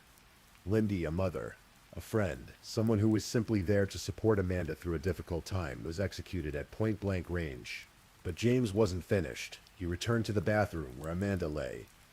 Already wounded from that first shot Rachel had heard, Amanda was on the floor, injured, helpless. And to the medical examiner who would later testify at trial, James Cawley shot his estranged wife 9 times as she begged for her life. The prosecution would tell the jury that Amanda was pleading with him, saying please, asking him to stop. But James emptied his gun into the woman he had once promised to love and protect. When it was over, James Cawley called his father. According to testimony, he told his father, "Dad, she's put me back in jail. I can't handle it anymore. It's over. She just won't let it go, so I did what I had to do. I can't go to prison. I shot 2 people. Then James got in his car and started driving north. Rachel Hendricks, meanwhile, had made it to a neighbor's house. Her 911 call, which would later be played in court, captured her terror. She could barely get the words out between sobs and gasps for air. She told the dispatcher she was scared for her life, that her friend had been shot right in front of her, that she had been grazed by a bullet herself. Lamar Duberly's 911 call came from several streets away. He was breathless, trying to explain that shots had been fired through the sliding glass door, that he thought the shots were aimed at him, that he had run for his life. By the time police arrived at 2060 South Bellagio Drive, there was nothing they could do for Amanda Cawley or Lindy Dobbins. Both women were dead. Amanda had been shot 9 times. Lindy had been shot 3 times, including the fatal shot to her head. A massive manhunt began immediately. Police issued a nationwide alert to be on the lookout for James Cawley Jr. His mother, when interviewed by investigators, said something chilling. She told them she thought her son might have headed to the mountains of West Virginia where they had relatives. She told them they might never find him. But James didn't make it to West Virginia. He made it to Virginia, to a small town called Norton, but his driving was erratic, dangerous. A woman called 911, terrified because a man in another vehicle had been tailgating her aggressively, slamming on his brakes in front of her, driving at high speeds, then stopping in the middle of the road. She had her children in the car, including a newborn who weighed just 4 pounds. The children were scared. The grandmother had gotten in the back seat to try to keep them calm. Police intercepted James Cawley's vehicle during a traffic stop. He was arrested without incident, hours after the murders. He was extradited back to St. Johns County, Florida, where he would await trial. The investigation revealed the premeditation. Police found evidence of the early morning break-in, the ransacking of the house. They theorized that James had broken in around 4 in the morning, trashed the place as an act of rage, then left. He went to his court hearing, where being told once again that he couldn't see Amanda, couldn't contact her, sent him over the edge. He retrieved the gun from his father's house and returned to the home on South Bellagio Drive, with the clear intention of finding Lamar Duberly and confronting Amanda. At his father's home, investigators found 16 guns and blood spattered around the residence. The evidence painted a picture of a man who had been spiraling, whose anger and sense of loss had transformed into something murderous. The trial of James Terry Cawley Jr. began in July of 2018, nearly 3 years after the murders. The St. Johns County courtroom was packed with people who had known and loved Amanda and Lindy. Family members sat together, united in their grief and their desire for justice. Rachel Hendricks took the stand. She had to take a steadying breath when asked to point out James Cawley in the courtroom. Then she recounted everything, every terrifying moment, every sound, every image that had been burned into her memory. When prosecutors played the 911 call she had made that day, Rachel broke down crying, reliving the worst moments of her life in front of a room full of strangers. Lamar Duberly also testified, describing his relationship with Amanda, the shooting, how he realized James was looking for him and knew he had to run or die. The medical examiner's testimony was clinical but devastating. 9 gunshot wounds to Amanda, 3 to Lindy. The trajectory of the bullets, the range from which they were fired, the methodical nature of the violence. The defense attorney, Terry Showmaker, didn't dispute that James had killed the 2 women. Instead, he argued that the question wasn't who did it, but why. He painted a picture of a man who was heavily medicated for depression and anxiety. A man who wasn't himself. A man who had loved his family more than anything and somehow lost control in the most catastrophic way possible. But the prosecution's case was overwhelming. This wasn't a crime of passion in the heat of the moment. James had violated the restraining order multiple times. He had broken into the house in the early morning hours. He had attended a court hearing where he was explicitly told to stay away from Amanda. Then he had deliberately obtained a gun and driven to the house with the intention of confronting the people inside. The murders were premeditated, calculated, and brutal. The jury deliberated and returned with their verdict. James Terry Colley Jr. was found guilty on all counts. 2 counts of first-degree murder for the deaths of Amanda Colley and Lindy Dobbins. 2 counts of attempted first-degree murder for the attacks on Rachel Hendricks and Lamar Duberly. 2 burglary counts, and 1 count of aggravated stalking. Then came the penalty phase, where the jury had to decide whether James Colley should receive life in prison or the death penalty. The prosecution argued that the crime was cold, calculated, heinous, and atrocious. They described how both victims had begged for their lives, how Amanda had said please as James shot her 9 times, how Lindy had been cowering behind a dresser when James executed her at point-blank range. The jury recommended the death penalty. On November 30th, 2018, Judge Howard Maltz formally sentenced James Terry Colley Jr. to death. In his remarks, Judge Maltz told Colley that his crime was cold, calculated, heinous, and atrocious. State Attorney R.J. Lariza, who attended the hearing, spoke about the barbaric nature of the murders and expressed hope that the families could find some measure of peace now that the defendant had been held accountable. James Colley Jr. was taken into custody to await transfer to Florida's death row, joining 5 other individuals from St. Johns County who had been sentenced to death. It was the first death sentence from St. Johns County in more than 7 years. In November of 2020, the Florida Supreme Court upheld James Colley's convictions and death sentences, rejecting his appeals. The aftermath of the murders rippled through many lives. Amanda and James had children together, and custody became another battleground. James's family was reportedly upset that Amanda's family received custody, and that they didn't get to see the grandchildren as much as they wanted. But many people felt that was simply too bad, that the man who had murdered the children's mother had forfeited any claim to maintaining those family connections. Lindy Dobbins left behind children as well. Both families had to navigate the impossible task of explaining to young children why their mothers weren't coming home, why a sunny summer morning in August had stolen away the people who loved them most. For Rachel Hendricks, survival came with its own burden. She had to live with the images in her mind, the sound of those gunshots, the memory of watching her friend be executed in front of her, the knowledge that she had run while Lindy stayed behind. Survivor's guilt is a heavy thing to carry, and no guilty verdict or death sentence can fully heal that particular wound. Lamar Duberly had to reconcile with the fact that James Colley had been looking for him, that in some way his presence in Amanda's life had contributed to James's rage. Of course, the responsibility for the murders lay entirely with James Colley, who made the choice to pick up a gun and take 2 innocent lives. But the human mind doesn't always follow logic when processing trauma. The Mirabella community, that quiet upscale neighborhood near World Golf Village, had to come to terms with the fact that such violence could happen anywhere. Even in the safest seeming places, even on the brightest summer mornings. The house at 260 South Bellagio Drive became a monument to tragedy, a place where normalcy had been shattered by rage and jealousy, and the terrible moment when a man decided that if he couldn't have his wife, no one could. This case, like so many domestic violence cases, shows us the escalation pattern that too often ends in death. James Colley didn't wake up one morning and suddenly become a murderer. There were signs. There was the controlling behavior, the anger about Amanda going out at night, the violated restraining order, the break-in, the destruction of her property. Each incident was an escalation, a step further down a path that ended in that house on August 27th. The Amanda had tried to protect herself. She had gotten the restraining order. She had reported the violations. She had done what we tell victims of domestic violence to do. Document everything, report everything, seek legal protection. But the system, as it so often does, failed to keep her safe. A piece of paper can't stop a determined person with a gun. A court order can't protect someone when the person violating it is willing to accept the consequences. For Amanda Colley and Lindy Dobbins, that August morning was supposed to be ordinary.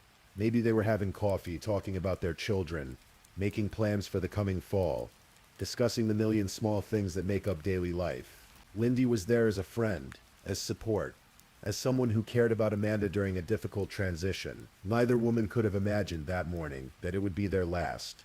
That James Cawley was at that very moment walking out of a courthouse, getting a gun and driving toward them with murder in his heart. The true tragedy of this case isn't just the violence of that day, though that is certainly tragic enough. It's the ripple effects. It's the children who grew up without their mothers. It's Rachel Hendricks living with trauma. It's the families who have to carry grief for the rest of their lives. It's the community that lost its sense of safety. It's the reminder that domestic violence can escalate to murder, and that we as a society still haven't figured out how to adequately protect victims before it's too late.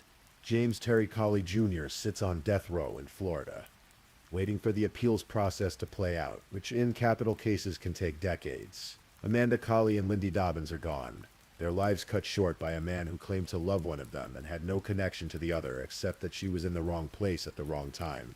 This is the story of what happened on August 27th, 2015, in St. Johns County, Florida. It's a story about rage and control and the moment when anger becomes murder. It's a story about two women who died because one man couldn't accept that his marriage was over. It's a story that's been told in different forms countless times, in countless places, because domestic violence remains one of the most persistent and deadly problems in our society. And it's a story that reminds us that sometimes the most dangerous time for a domestic violence victim is when they try to leave, when they try to move on, when they dare to build a new life without their abuser. For Amanda Cawley, that attempt at a new beginning cost her everything. As you drift off to sleep tonight, remember Amanda Cawley and Lindy Dobbins. Remember that they were more than just victims in a true crime story. They were mothers, daughters, friends, people with hopes and dreams and futures that were stolen from them. On a summer morning when evil walked through a sliding glass door with a gun in hand and murder in mind. The house at 260 South Bellagio Drive stands as a silent witness to what happened that day. The manicured lawns of Mirabella continue to be tended. Life goes on as it always does, even in places where tragedy has struck. But the echoes of that August morning remain.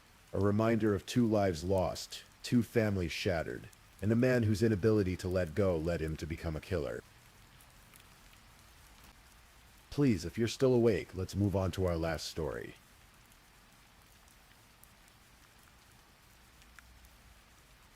Story 5.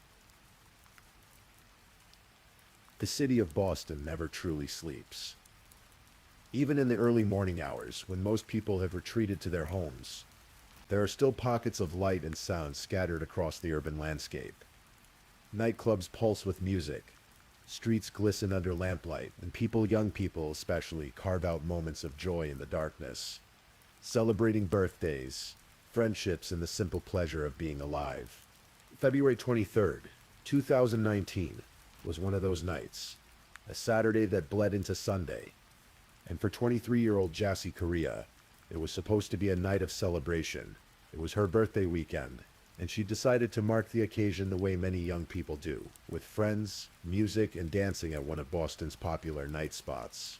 Jassy was a young mother from Lynn, Massachusetts, a city just north of Boston.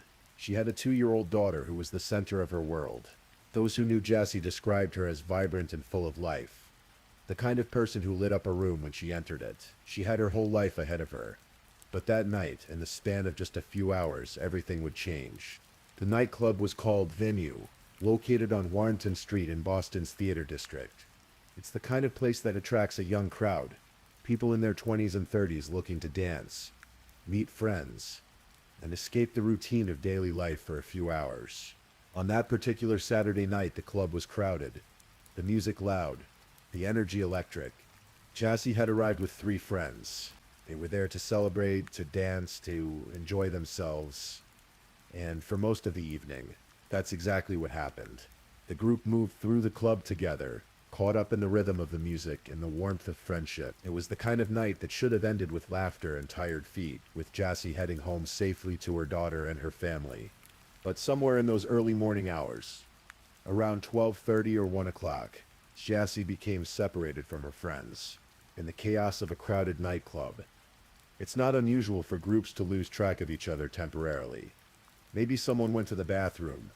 Maybe the crowd pushed them apart. Maybe Jassy stepped outside for fresh air, or to make a phone call.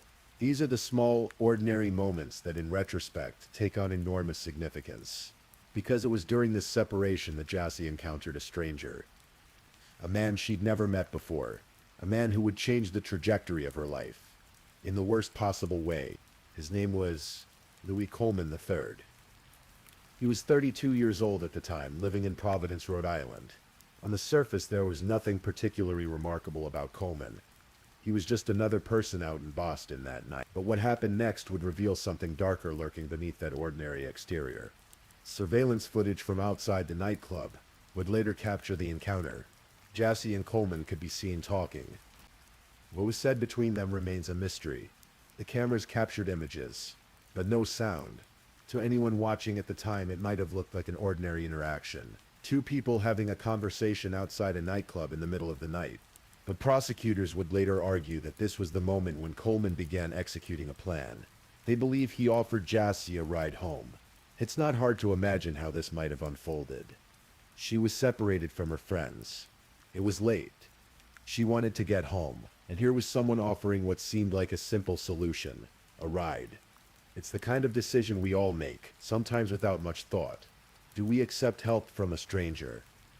Do we trust the person offering assistance?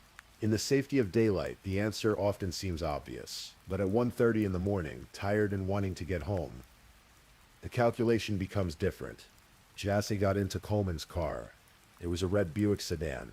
And with that decision, she disappeared from the view of the surveillance cameras and into a nightmare. By Sunday morning, Jassy's family knew something was wrong. Her father and brother tried to reach her, calling her phone repeatedly, but there was no answer. This wasn't like Jassy. She was a mother. She was responsible. She wouldn't just vanish without telling anyone where she was going. By Sunday afternoon, the family reported her missing to the Boston Police Department. The investigation began immediately. Police pulled surveillance footage from Venue nightclub in the surrounding area, and that's when they saw it, Jassy talking to a man outside the club, then getting into his red sedan. The footage was grainy, but clear enough. Police now had a lead. They released images of the man and the vehicle to the public, asking for help identifying them. In missing persons cases, the first 48 hours are critical.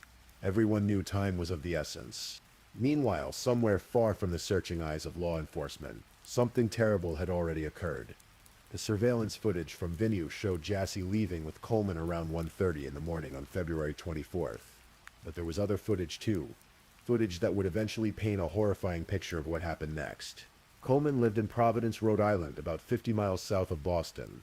The drive would normally take about an hour, and additional surveillance cameras, this time from Coleman's own apartment building, captured something deeply disturbing. At approximately 3:30 in the morning, cameras recorded Coleman's red Buick pulling into the parking area of his Providence apartment complex. What happened next would become some of the most damning evidence in the case. The footage showed Coleman getting out of his car, but Jassy didn't walk out. Instead, Coleman went to the rear passenger side door, opened it, and then an image that would haunt investigators and eventually jurors, he carried Jassy's body into the building. Not carried in the traditional sense, with arms underneath her.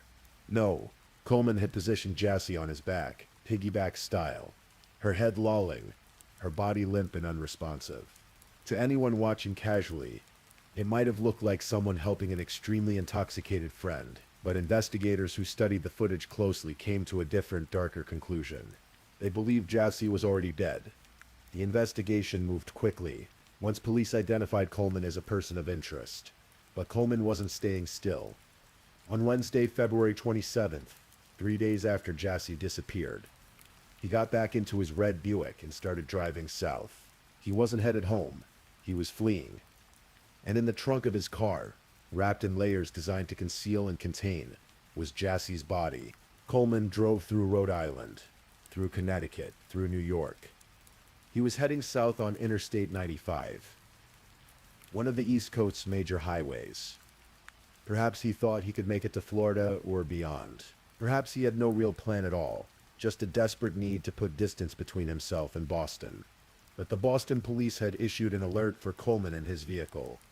They distributed his information to law enforcement agencies across the region.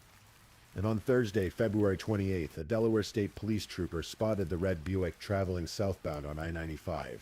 The trooper pulled Coleman over.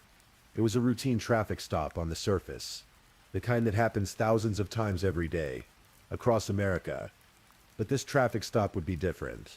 The trooper probably noticed something off about Coleman's behavior, or perhaps the alert about the vehicle had included instructions to search it. Whatever the reason, the trooper asked to look in the trunk. Coleman had no choice but to comply. What the officers found in that trunk would shock even experienced law enforcement personnel.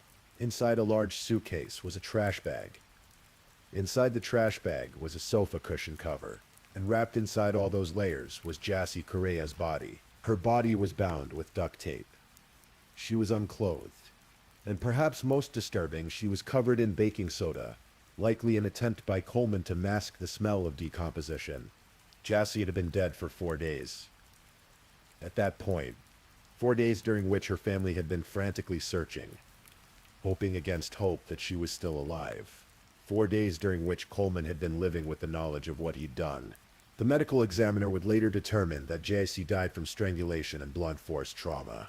The evidence suggested she had been sexually assaulted. At just 119 pounds, prosecutors would later argue that Jassy had tried to fight off the 200-pound Coleman, but she simply hadn't stood a chance.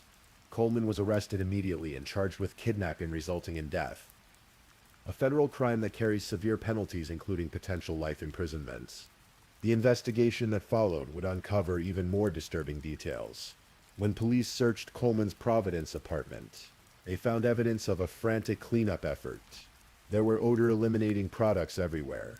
Candles, car air fresheners, sprays. There was plastic sheeting, a brand new long-handled garden cutting tool, a new pair of work gloves, bleach-stained clothing, but perhaps most chilling were Coleman's internet searches in the days after Jassy's death.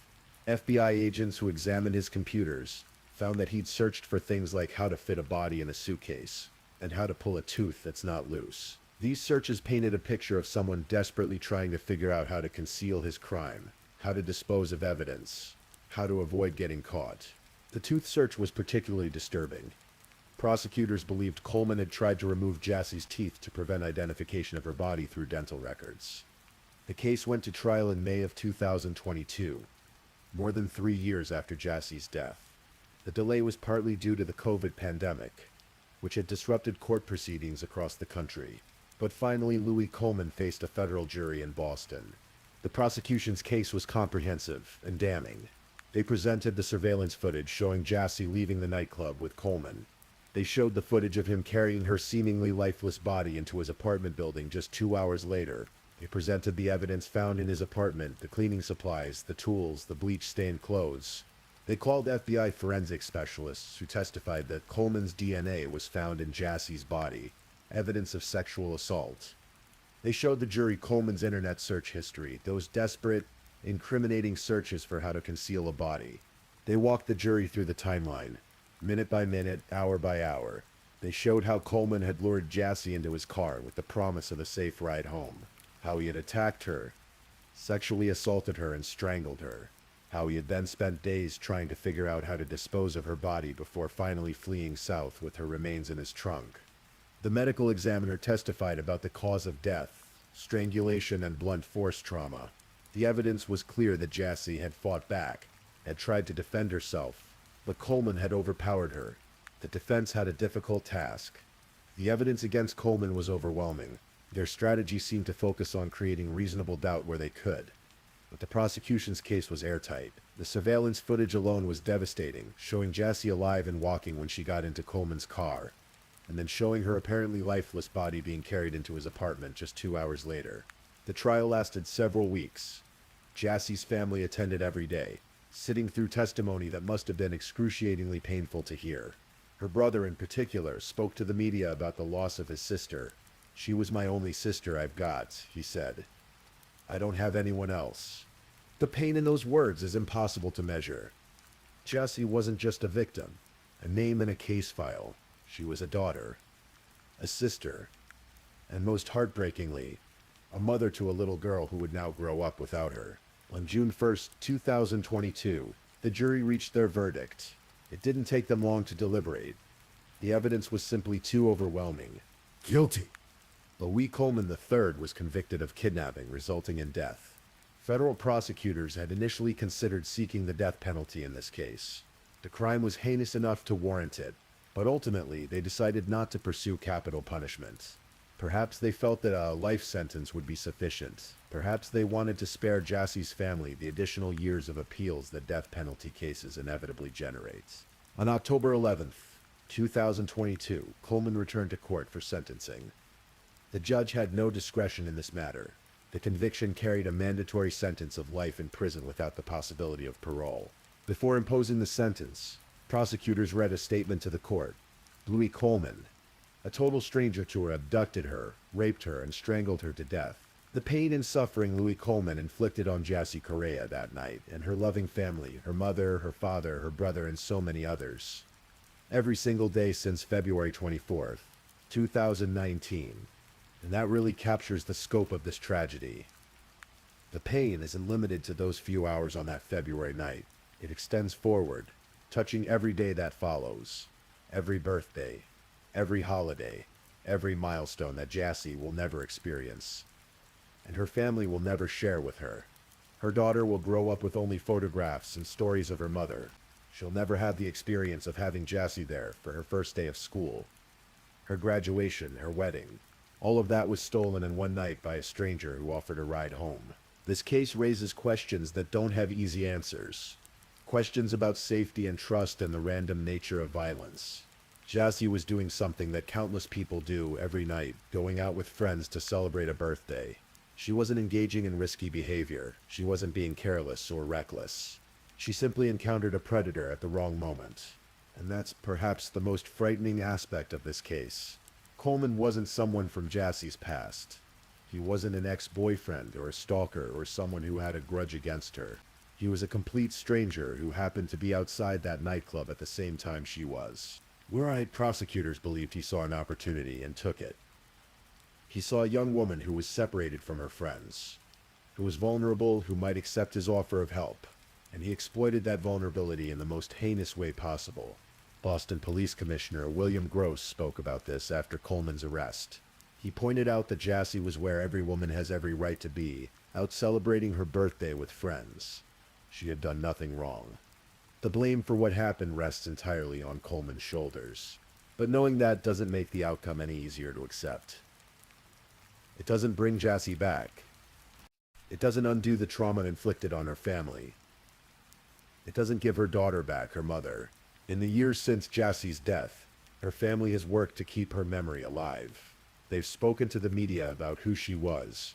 Not just a victim, but a person with dreams and hopes and people who loved her. They've attended court proceedings, ensuring that the justice system didn't forget about Jassie, didn't reduce her to just another case number. Boston Mayor Marty Walsh visited the family during the investigation. The police commissioner visited them. The district attorney's office kept them informed throughout the lengthy process, from arrest to trial to sentencing. In some small way, these gestures acknowledged that Jassie mattered, that her life had value, that her death demanded justice. And justice was achieved, at least in the legal sense. Coleman will spend the rest of his life in prison. He'll never walk free again. He'll never have the opportunity to harm another person the way he harmed Jassie.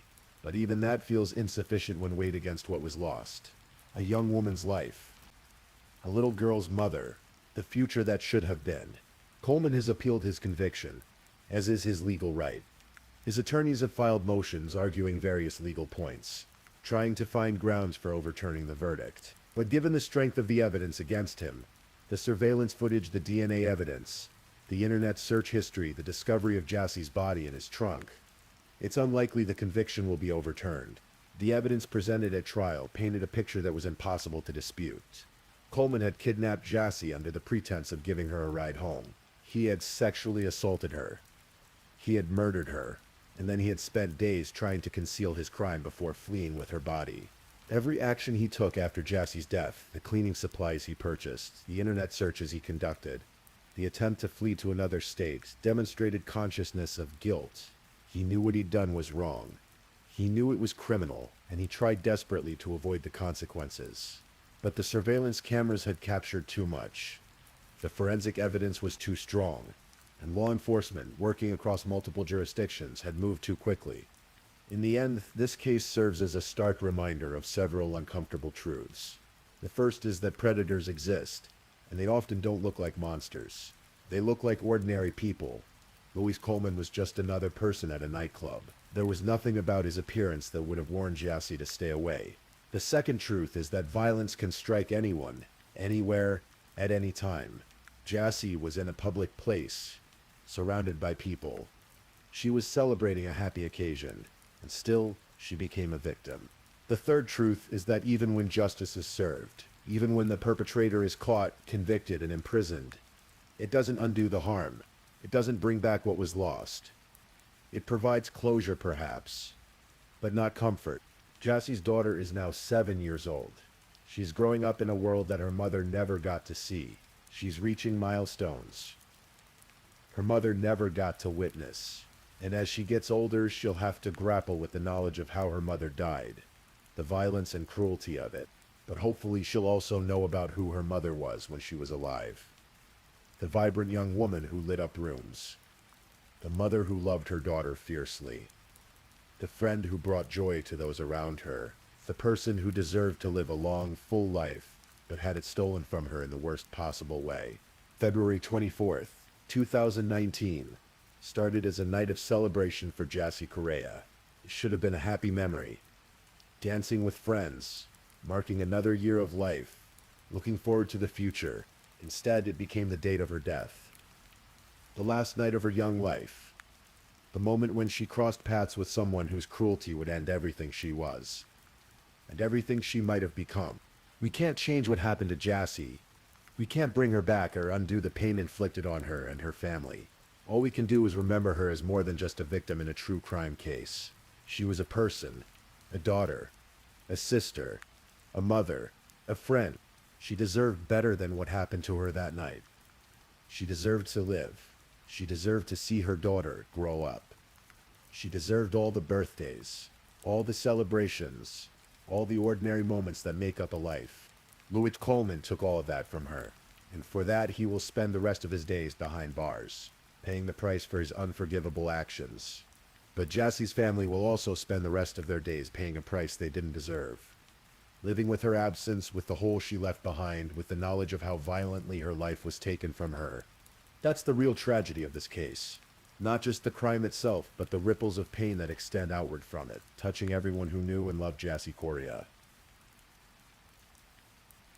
Thank you for listening to tonight's true crime story. Rest peacefully knowing that another story awaits you next time, ready to accompany you on another journey toward restorative sleep.